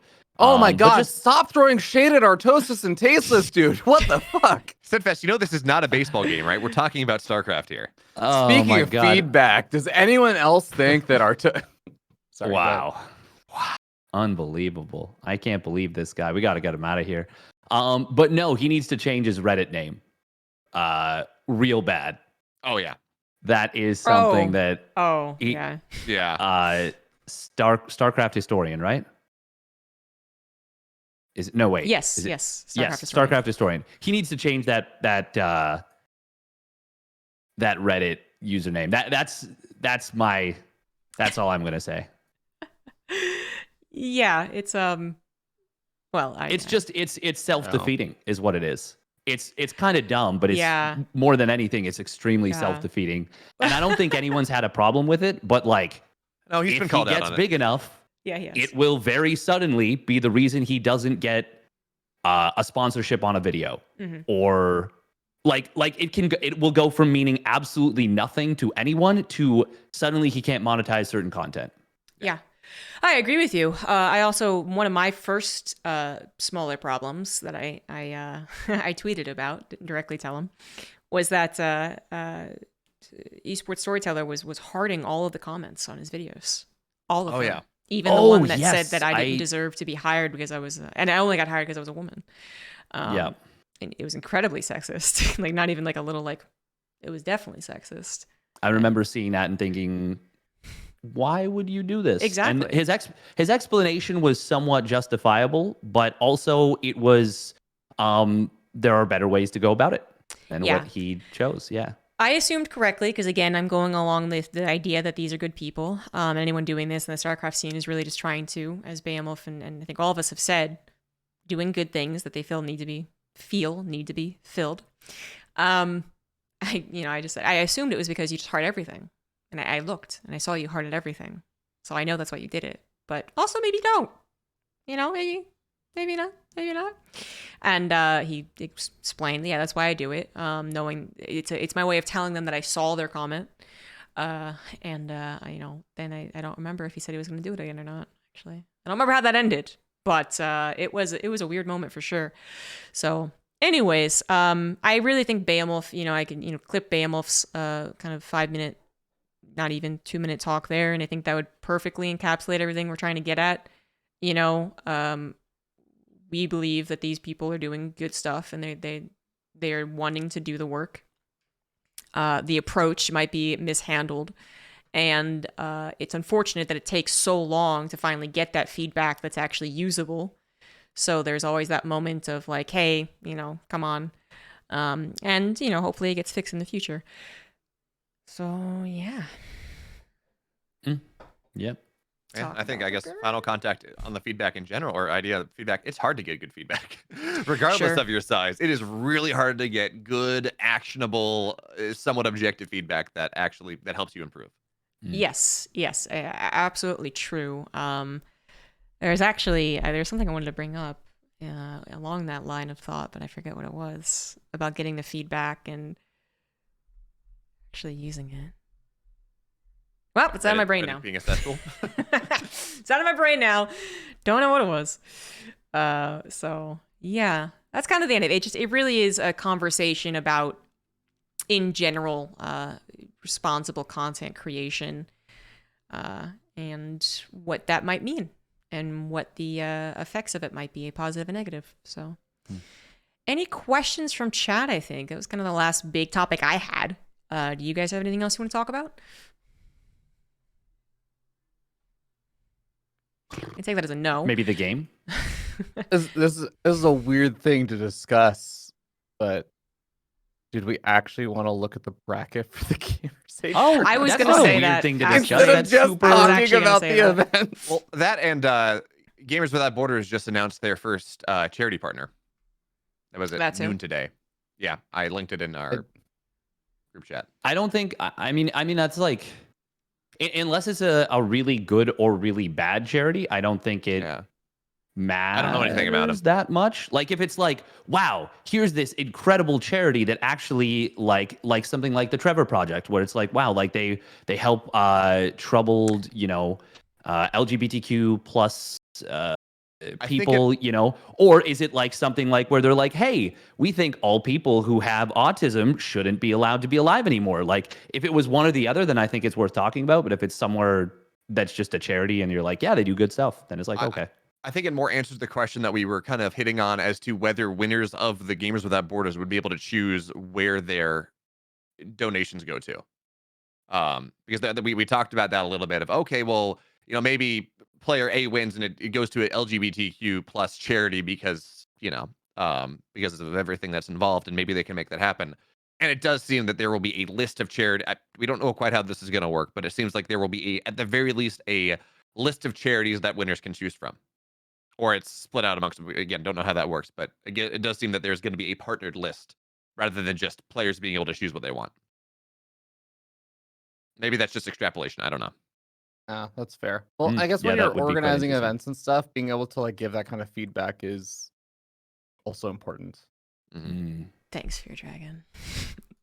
Why did you have something to piggyback off of that topic? I remember what I wanted to talk about earlier. There's a last point, but that is now it's kind of a topical subject. We're talking about giving feedback and how hard it is to find feedback. I was going to add, it is also difficult to give feedback. People don't give feedback properly because no one's really taught to do it. And even when you do give it properly, like maybe you go with a classic compliment sandwich, right? I was gonna, yeah.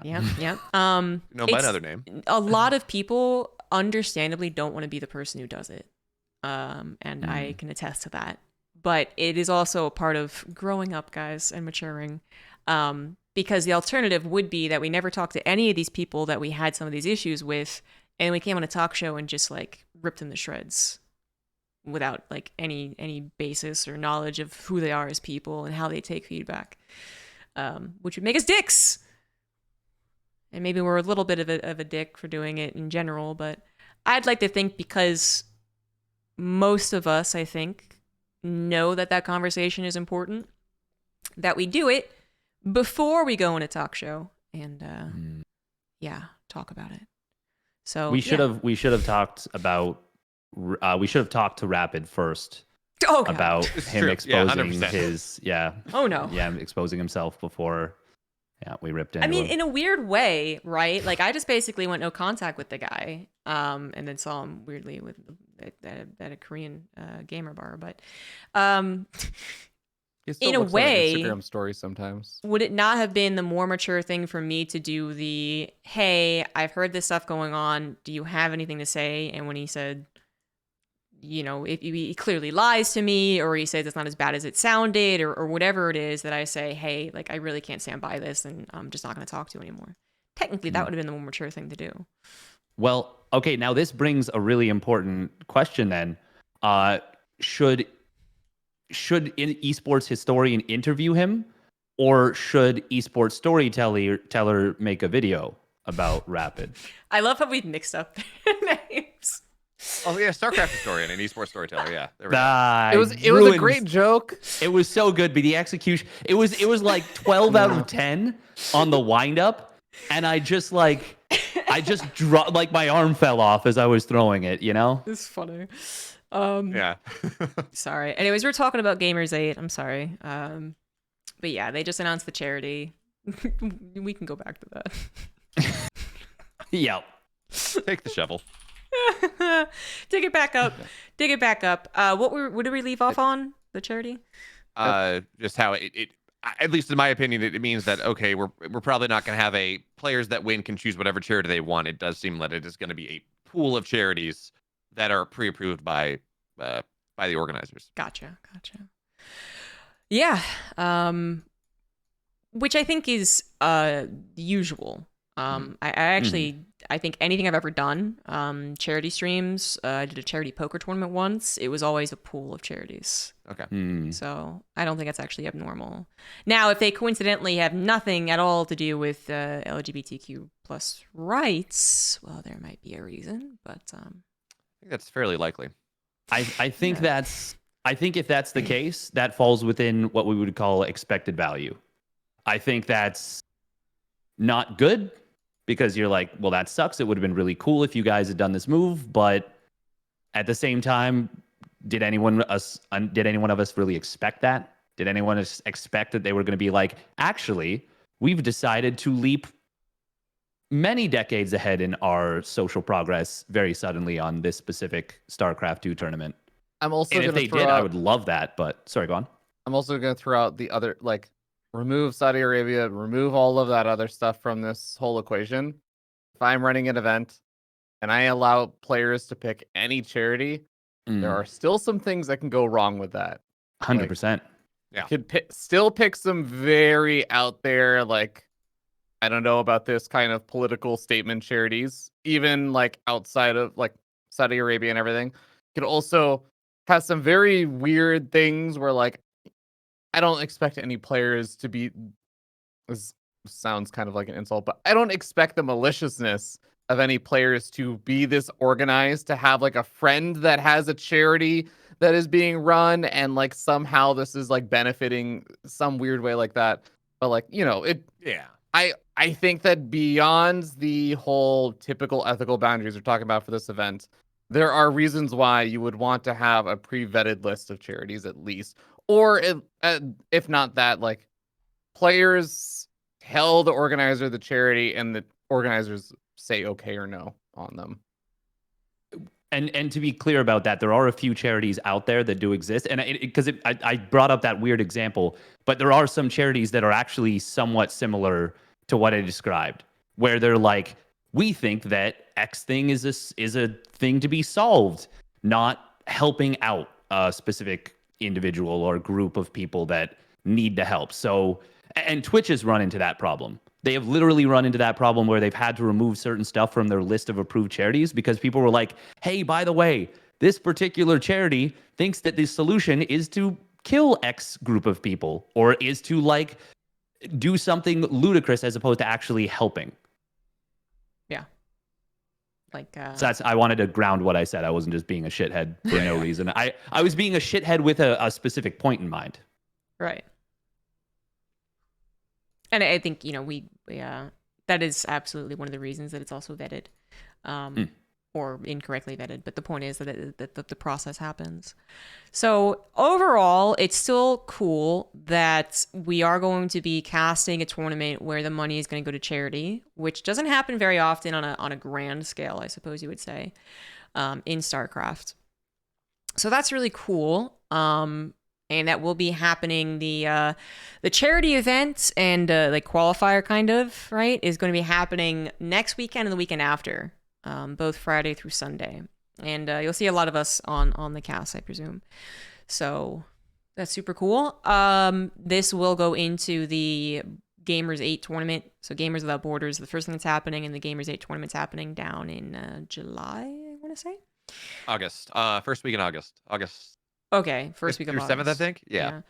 So that'll be one in Saudi Arabia. And if you missed the conversation about our feelings on that, watch the VOD on YouTube.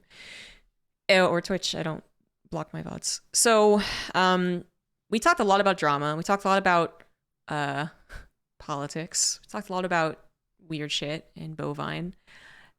We could talk about actual StarCraft and look at the bracket, as we were talking about earlier. So why don't we go ahead and end with that, end with StarCraft and the Impromptu StarCraft 2 talk show, and look at the bracket.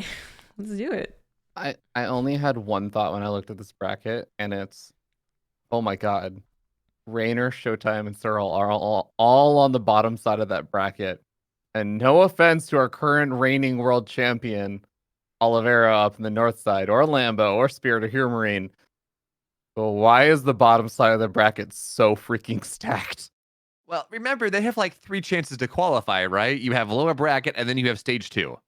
So there is that. Yeah. But yeah, this is pretty stacked. It just I looked at it, and then it took me a second to register. I'm like, this bracket looks a little weird to me. Yeah. So the way that they get this, they set this out, by the way, because I've seen a lot of people ask, is that they invited the top 12? How many people? From top 12. Katowice, which is why you aren't seeing some of the people that you would expect to. And so I don't know if anyone has denied the invites. Did we see any of that? We know Neeb wasn't invited because he retired. So like that's the Sure. one. And I think from what I've seen, it was like everyone but Neeb that was top 12 EPT finisher. So I don't think anyone's rejected. I know there were some people saying, hey, this sucks that this is like this because Skills can't go. But he did clarify on Twitter that he would not be able to go even if he had been invited. Right. So yeah, that makes sense. Okay, all right. So this is why it looks this way, and then there might be other people qualifying. yes, we're missing 4 players, right? Yeah, we're missing players. We're missing 4 players from Europe and missing 4 players from Korea that were the bottom 4 of top 12 that are going to be in stage 2. There you go. There it is on the bottom here. Is that So- no? That's lower bracket. That's not stage 2, right? Oh, it's double bracket. You're right. Mhm. So I don't know what the final bracket's gonna look like. This is Korea. This is World. It looks like this. So I was gonna bring something else up, but I already forgot. Man, there's a reason that talk shows cap out at 3 hours, apparently. Only direct invites. The fact that this tournament has no prize pool. Oh yes, it's not connected to EPT. Yeah. Thank you. So some people obviously are going to just kind of assume that this is an EPT tournament, especially because they're using EPT. Well, I guess a previous EPT tournament to do their invites. But just the word invite gives you a hint, actually, guys. EPT sanctioned tournaments. Is that the right word? Things that have EPT points don't have invites. So, well, they're not supposed to. So, Or you have a very limited amount that you can invite. or yeah, very limited amounts. Yeah. And this is not part of the EPT circuit. So it's a buttload of money that people will definitely have dilemmas about actually participating in if they do participate. And these people have chosen to participate unless something changes. But they don't have to worry about points, which is rather important. I think we'd say every year of StarCraft 2 League systems, the points have been important. But I think we also, last time we had this show 2 weeks ago, talked about how extra special important the EPT points are because they'll snowball so quickly. This is totally nothing to do with that. Absolutely nothing to do with that. So it's just about people making money and StarCraft being shown.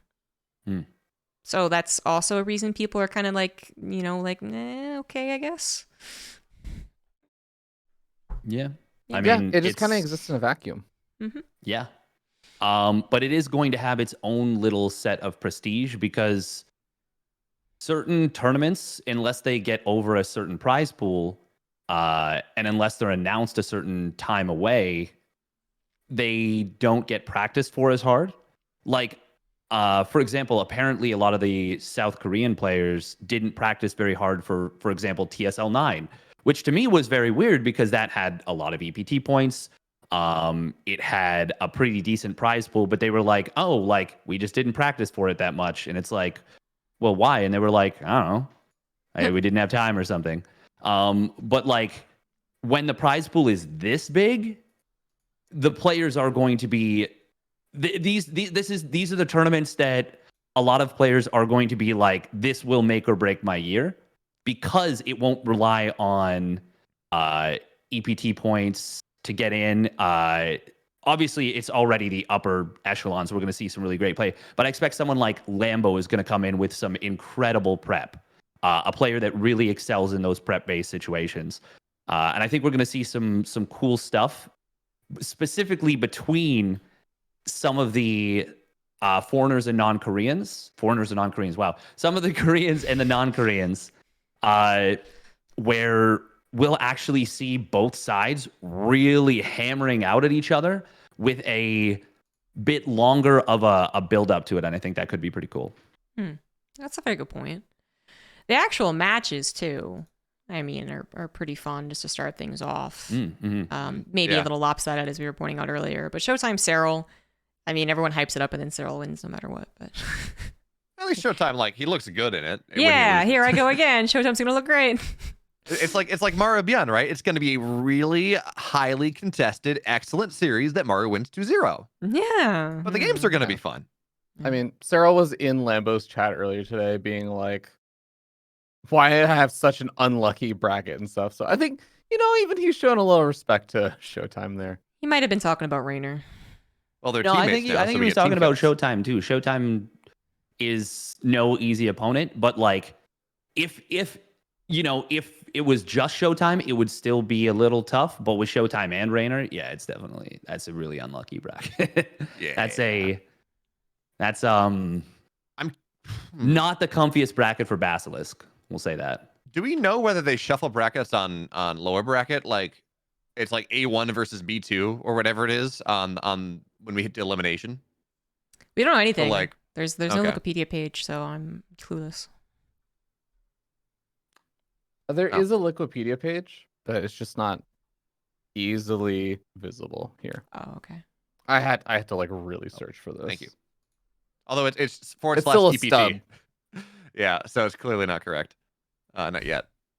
Yeah. No, this is the EPT side, and if you go click on the Oh, world okay, side okay. or the Korea side, it'll This The is EP only could- Gamers Without Borders too. Yeah. True. So yeah, that one doesn't have an event yet. Also, man, poor Clem. Like, of all the obvious people that's like, okay, what's happening here? Clem having to play in stage 2 and just having less chances to advance when I think you look at this and there are definitely players in stage 1 that we would expect him to be favored over, but Clem's Katowice, his offline performance is continuing to bite him in the butt a little bit. Mm-hmm. I think also we should clarify for the format for people, because normally when you say stage 2, that means you advance to stage 2. This is like, it's like a quadruple elimination bracket kind of. Yeah. Mm. So like if you lose, then you drop out to stage 2. Yes. Where 4 players qualify stage 1, but there are going to be 16 total players total, 8 of each. So 75% of the players in this charity tournament actually have a chance to make prize money, but 25 don't. So they'll be playing 2 weekend tournaments effectively if they're stage 2, or they end up having to play through that. and they will see not one EPT point and not one dime for their competition. Huh. Well, we had a tournament where only one person won money, so this is still better than that. Old days of the IEM Korean qualifiers being more hotly contested than the tournament itself. Oh, that was fun, but I was talking about the $100,000. Yeah, the SOS. Same idea. Yeah. $$sign. Oh man, those are such good times. The Korean brackets were stacked, and you wouldn't get into any of the games because the Korean players would not care about inviting the casters. True. Amazing. Yeah. And based. Oh, go ahead.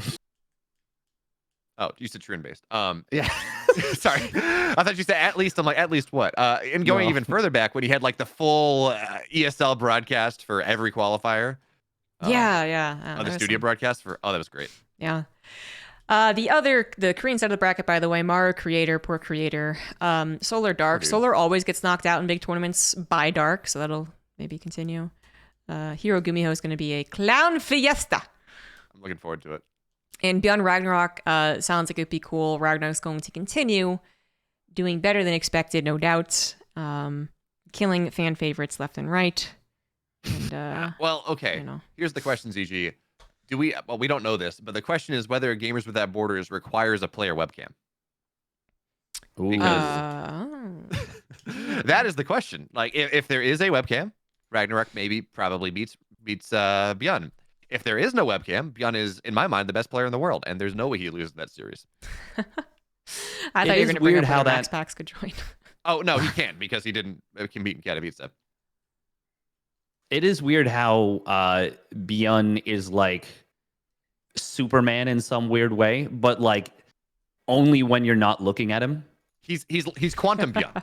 Like literally, he has a quantum state of good and not good. As long as you don't observe him directly, as long as you don't directly observe him, he's good.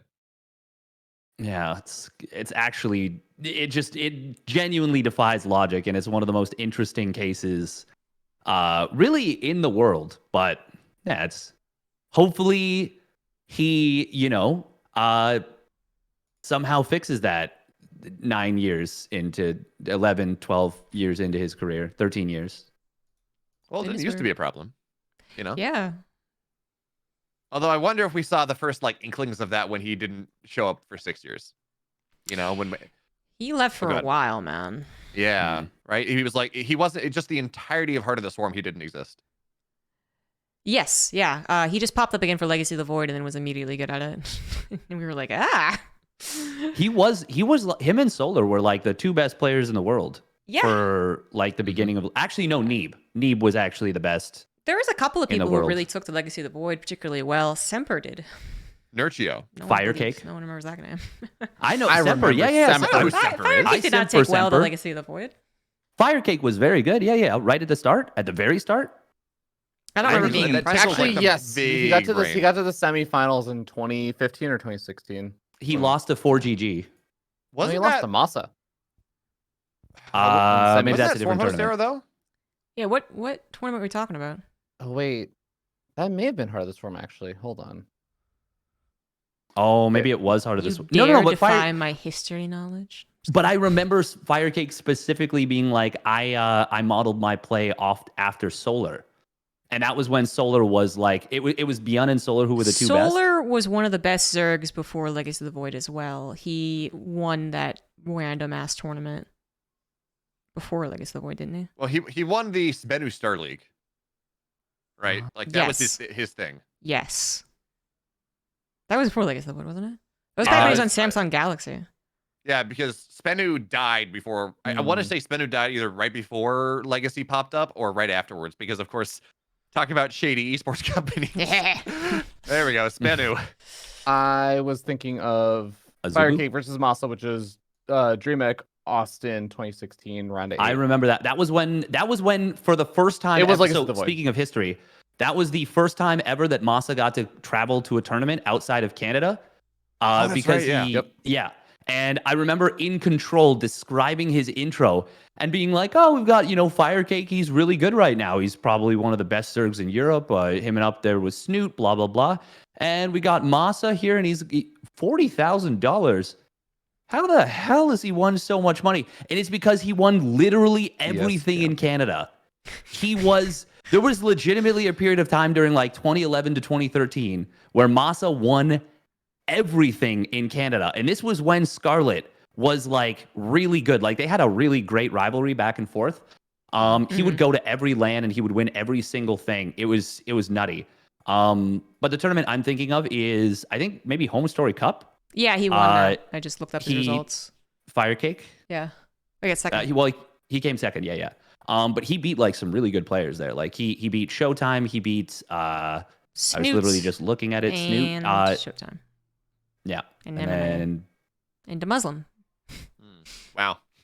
Which is pretty darn good. That's a pretty decent. Yeah, all right.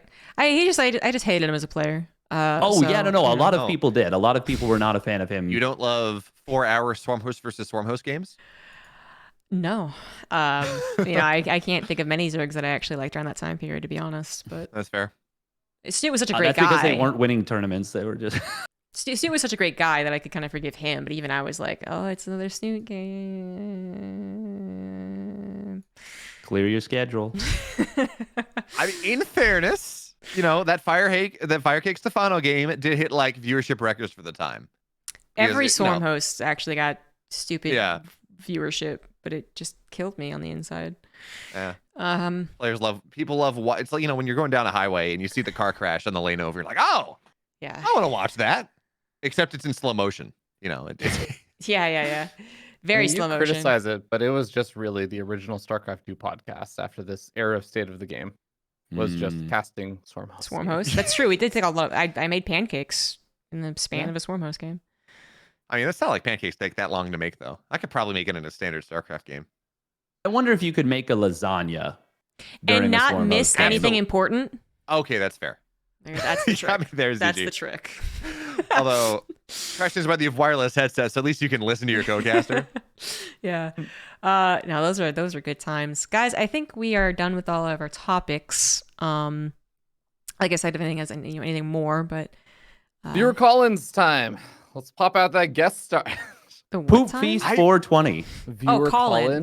Yeah. I wish but we'll that take worked questions on from chat. Oh, sorry. Someone was telling me recently about how they were rewatching old State of the Games, and I went back and I opened up one of the old State of Games. I forgot they literally had actual people call in. So it wasn't just asking questions. DJ, we used to do that with Inside the Game as well. I called in so much. I was also so obnoxious with my questions. I asked so many stupid questions that were not actually good questions for a panel to talk about, but it made me feel smart. Oh my god. How is that different from your questions for Pylon Show? No, it's the same. It's exactly. I haven't changed. Yeah, so nothing's changed. He's just invited on the talk shows now. Any questions from chat? We'll take some of the more interesting ones. Did you guys play XCOM 2? I've never played it. You've played in it. Yeah, apparently. You died in it many times. Have I? Okay. Yeah. Steadfast has been feels good. Steadfast has been killing off his team repeatedly. Yeah. Gotcha. No, that's not true. They've been dying because they weren't good enough soldiers, Ravi. Why do you have your medic on the front line scouting? You made me the medic. You're sexist. They're the closest. No, me. I was the medic. Oh, okay. You're not sexist. Yeah. You're sexist for assuming that you were the medic. I said if. Yeah, ZombieGrub was the psionic. She was my psionic trooper who saved the world. Nice. Yeah. That would be me. Yeah. There we go. Yeah, Ravi. We got pretty far down the Ravi tree in terms of his lineage before we found one that lived for a while. I think it was Ravi the Fourth, because it was so avoidable. It was so avoidable in 3 different ways. But anyways, yeah. I mean, it's not as bad as what was it? Was it a Ravi that killed everyone because he got afraid? Pig. Oh no, that was Pig. That's right, Pig. Pig successfully assassinated the VIP that I was supposed to protect. that was. Poison's a hell of a drug, I guess. XCOM 2, for those who are wondering and have not actually somehow played this game or seen it, it's a turn-based strategy game, where you have a squad of people that go around and basically fight off aliens and stuff. But you can name your squad after people. Yeah. It best does to play out some weird fantasy of It's like watching us all get murdered. Well, I wanted to play out a weird fantasy of my friends doing well, but unfortunately, Fear Dragon's character just had other ideas. It remains a fantasy. Yeah. Yeah, I watched an old video when I was trying to explain to people why I might not play Tactics, because I fucking hate Tactics. And I watched my highlight video of the time where I proceeded to drink myself to, not death, but off the chair because Tactics was so hard. And the highlight video included Fear Dragon refusing to give us any control over a supply depot to wall off in a 3v3. Oh, so Lings were suddenly in my base and I was yelling at him. And he was like, I'm not going to give you guys any control. You tell me not to give you control. You know why? Because every single time I gave you control, you just do that like, oh, I have no mouse accuracy. Let me just box the entire screen. Oh, I grabbed your units too. Guess they're just move commanding into the enemy for some reason. Like, if I'm move commanding your army, it's probably better actions than, you've been doing with them. So I had Thors. The best thing you could do with a Thor is to attack. That is the best part about it, is that you were like, my Thor's out soon, guys. Give me another 15 seconds as things are destroying our economy. No. Don't undersell this. It was a 1-1 Thor. Yeah. All right. A couple of questions. Good question about Dark and Cure and whether or not they'll actually be able to participate in the offline event in August because their military service is incoming. I'd actually be very surprised if they could, because Korea doesn't like you leaving when it gets close to your military date. I know that Korea does have somewhat of an exception for like really big tournaments, world championships, things like that, which is why actually I think it's like why Zhao was able to compete at Katowice, but wouldn't have been able to compete otherwise. For sure. I do know, and I know I said it in chat, but just those that aren't reading chat, I've been told that Dirk at the very least is going to be able to play through WTL Season 1. And that's including the playoffs. So I don't remember what the dates on that is. It certainly doesn't go until August. But that is actually interesting because I was hanging out with Dark and some of the other Koreans after Katowice, after the final day. And he was talking to people like, yeah, I'll see you in Stormgate. Like, I'll see you in 18 months. I'm done. I'm not going to be able to do anything. So it does seem that there is some stay of execution on him going to military. I don't know how long that is, but at least through WTL Season 1. And no, we're not doing phrasing. Yeah. That generally happens. What happened with Zest too? Zest was like military. And then he finally actually had to go. Oftentimes the organizers will have to go to bat with the Korean government to explain what's happening and get the proper allowance. So that might happen. I'm not sure. Apparently Firebat Hero is rumored to return. The only reason you would know Firebat Hero as StarCraft 2 fans is no reason. But maybe you've seen the picture of the guy getting into his boxers and jumping into the ocean. That was Firebat Hero after he won an event. He's a chill guy. I think I actually met him, and his English isn't too bad, but I have no strong opinions. Is BlizzCon done? BlizzCon is actually returning, I believe, this year, isn't it? I believe so. We don't know if there's going to be, unless you know something that behind the scenes or whatever. I haven't heard anything. We don't know if / what / if StarCraft will take part in that, but BlizzCon is back in, I think, October this year. I forget. I'm just going to say it's back, but also it was back last year until like halfway through the year, and they decided to cancel it. I think in terms of whether StarCraft 2 would be at BlizzCon is an answer that we won't get a question to. This is purely speculative, but I don't think it's an answer that we will get a question that we will get a yes answer to until the acquisition or not is resolved with Activision Blizzard and Microsoft. I just don't see that happening. But that's speculative. I think BlizzCon is one of those things that gets budgeted in. Like, so the issue, again, to my understanding, with, say, Blizzard not sponsoring StarCraft, is that would be entering a new contract, thing that's not budgeted for, and because of the size of it, and because of like the nature of it, that's something that you can't generally enter into in a merger and acquisition. Yeah. BlizzCon is something that has been done for a while, and I imagine is probably on the books. So I would expect that to still happen regardless of the state of the Microsoft merger. But again, I might be just talking out of my butt here. I don't know. The only thing actually I think that could potentially affect whether or not BlizzCon happens is that things like E3 and stuff being canceled. Like I think there's been more companies that are canceling their own like conventions or things like that, or like not deciding that they're not going to go do these big gaming conventions and instead do just online presentations or something. I don't know, but we're in like, I don't want to say that we're in an economic downturn, but we're in a little bit of an economic downturn. I could see it be a cost cutting thing. Yes. I wonder whether BlizzCon is. I mean, a lot of people go. I would imagine not. I don't know. I am curious whether BlizzCon is profitable to Activision or not. I have no idea. I have no idea either. The amount of people that go and the tickets prices are insane. Not that I've had to get one in the last 10 years.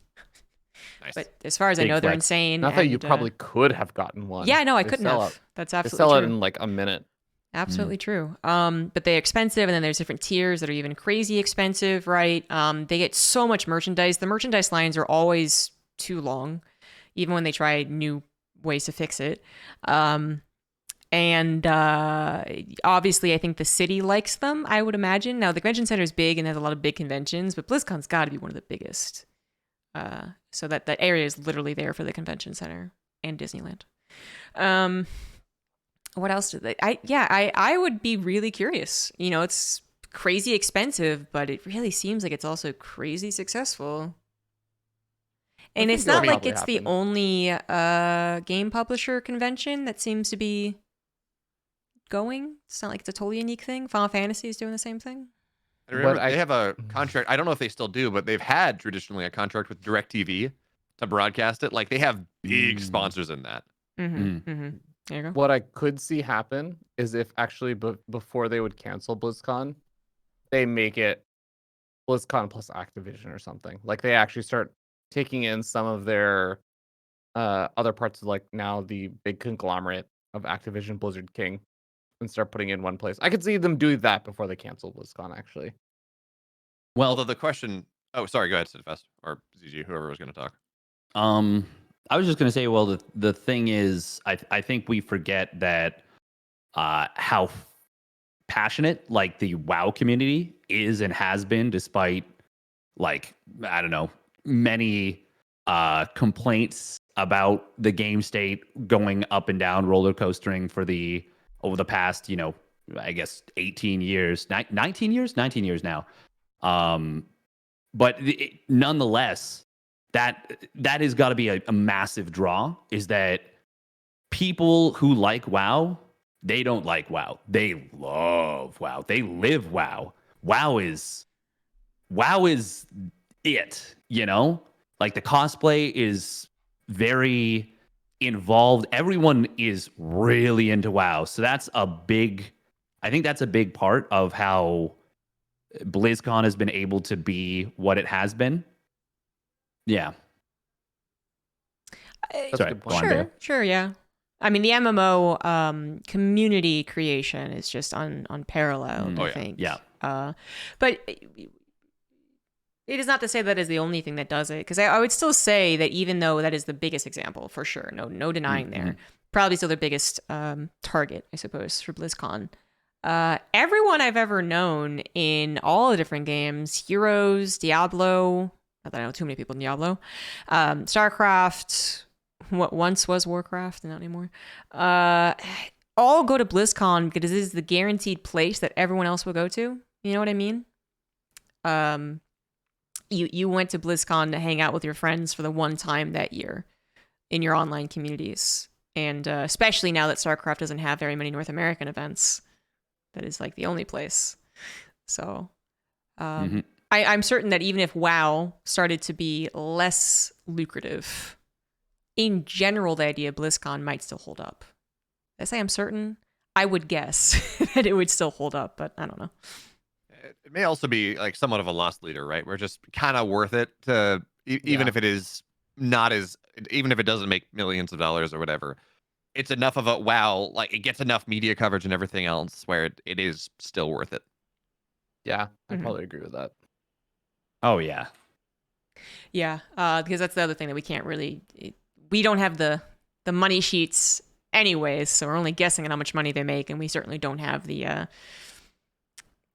marketing people telling us, advertising, telling us whatnot, how much this gets them in indirect revenue. So yeah, it was still a good question though, because I think people are curious about BlizzCon. I actually, and maybe I'm stupidly optimistic, I actually think there will be something with StarCraft.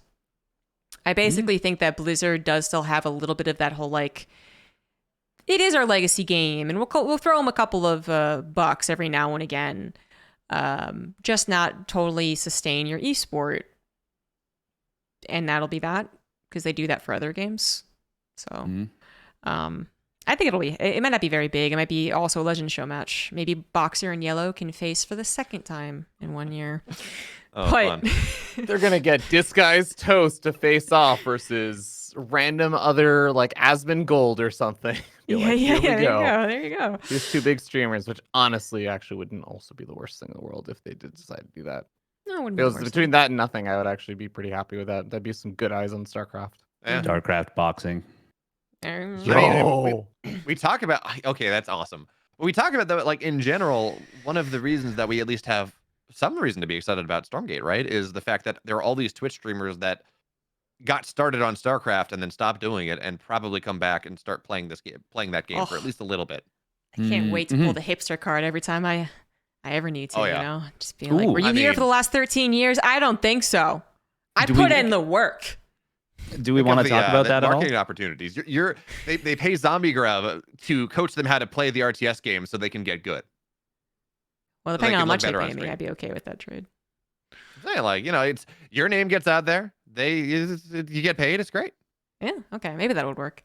But yeah, time to gatekeep all of them. There we go. Can't wait to gatekeep. Should we talk about that? I'd love to, but we are ending on the almost 4 hours here, so I'm going to go ahead and cut us off. Wow, State of the Game went to 4.5 hours. Feels they like were much this funnier than podcast us. Isn't as dedicated. I could do this. They also the entire had day. Artosis on there, so there wasn't as much Artosis hate with Artosis on there. They could actually focus on stuff and not get derailed. Or perhaps more. Or more. Actually, yeah. I mean, the most memorable clip about Artosis is InControl describing him as Moss. Oh my god, I remember where he's that. going. Oh, can we find a clip, please? For the love of God, that was so funny. Yes. Oh, we have to play that. This is esports history, right? This actually is. That is genuine. Got it. Oh, who is Artosis? Oh, yeah. please. Oh, you found it as well. Okay. Link it. I'm gonna play it. I'm gonna link it in chat. I Link it in think the this is Discord it. chat. Let me. Oh, okay. Well, watch it for a second. Oh, Okay. Yeah. It's just the sound. Okay. It's just the sound. All right, guys. Everyone, shut up. We're gonna play it. All right. 1, 2, 3. And I had a question. Who's Artosis? What? Is that serious? Can I answer that, JP? Sure. Yes, you can. Sir.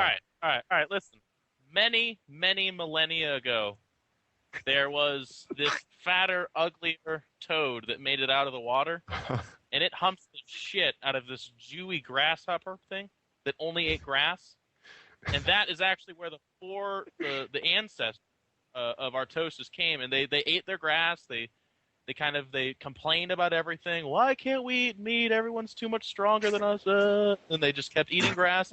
And over the millennia, they developed into kind of like vultures, but they didn't eat meat either. They ate the shit and grass of everybody else that they walked on and shat on. And eventually, fast forward, a whole bunch of boring whining, complaining, Imba world, terrible. Why is my joints hurt all the time? But now, when you have Artosis, Artosis is the most famous 2004/5 third or fourth place perennial WCG runner-up for the United States of America. And then he later grew into the second greatest English commentator in Korea. And now he's like best white player in Korea. Now Team Liquid's brought over a whole bunch of white guys, but Artosis he's that moss that grows on the tree that lets you know where the sun is. He's that.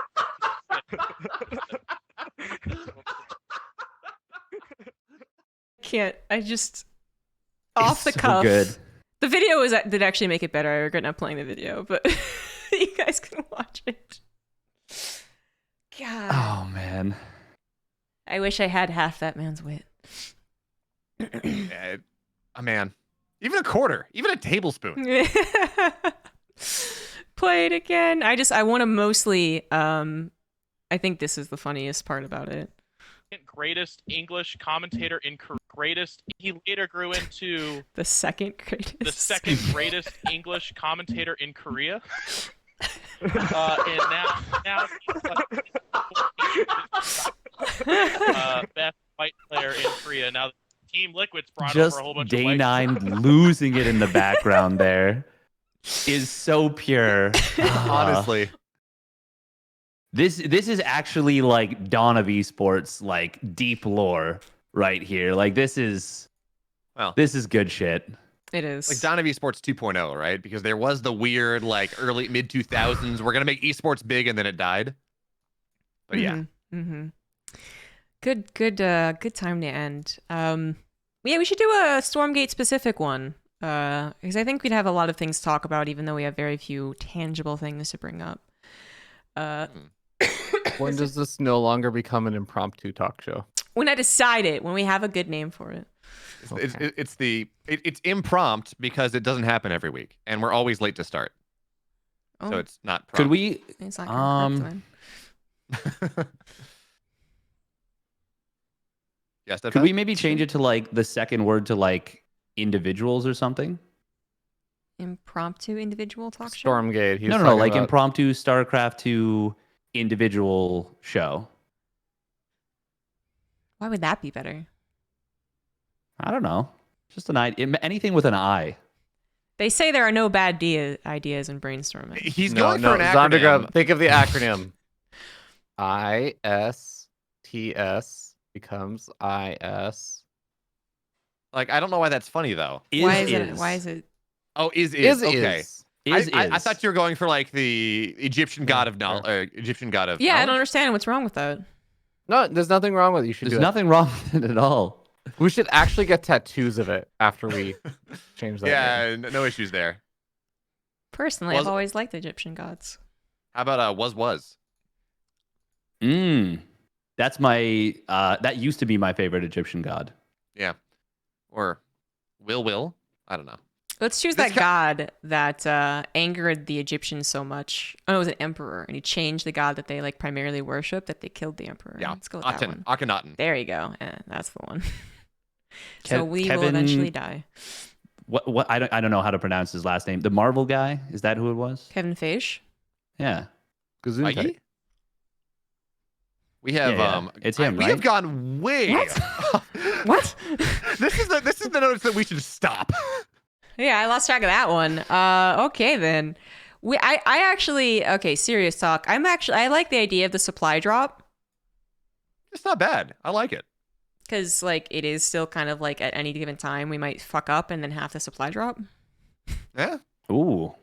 That feels very topical for my Unitas News Network thing. Supply drop was one of the ideas I played around with because again, same idea. A unit from StarCraft is delivering news and information. So it works. It works really well.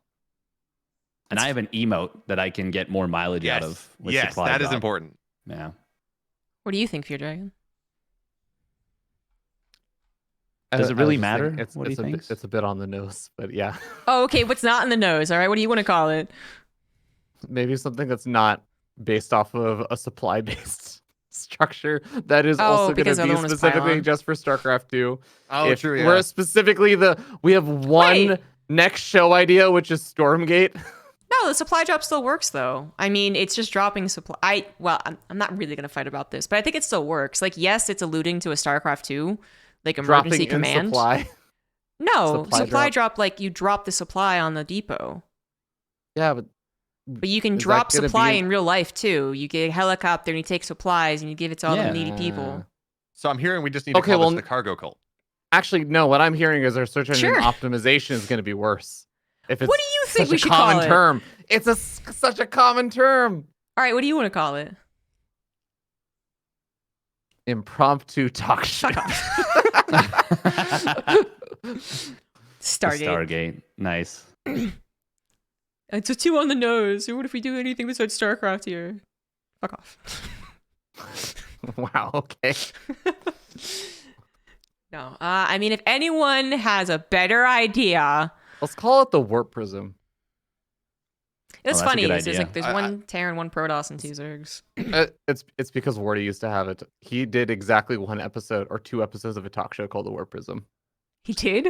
Yeah. You don't remember this? No. There was this era, this weird era where like 7 different individuals tried putting on like 1 to 3 episodes of a talk show, and all of them just immediately stopped. Yo, Do you real not talk remember this? strategy is I was gonna say smart. real talk strategy sounds so That's good. really good. Yeah. That's smart.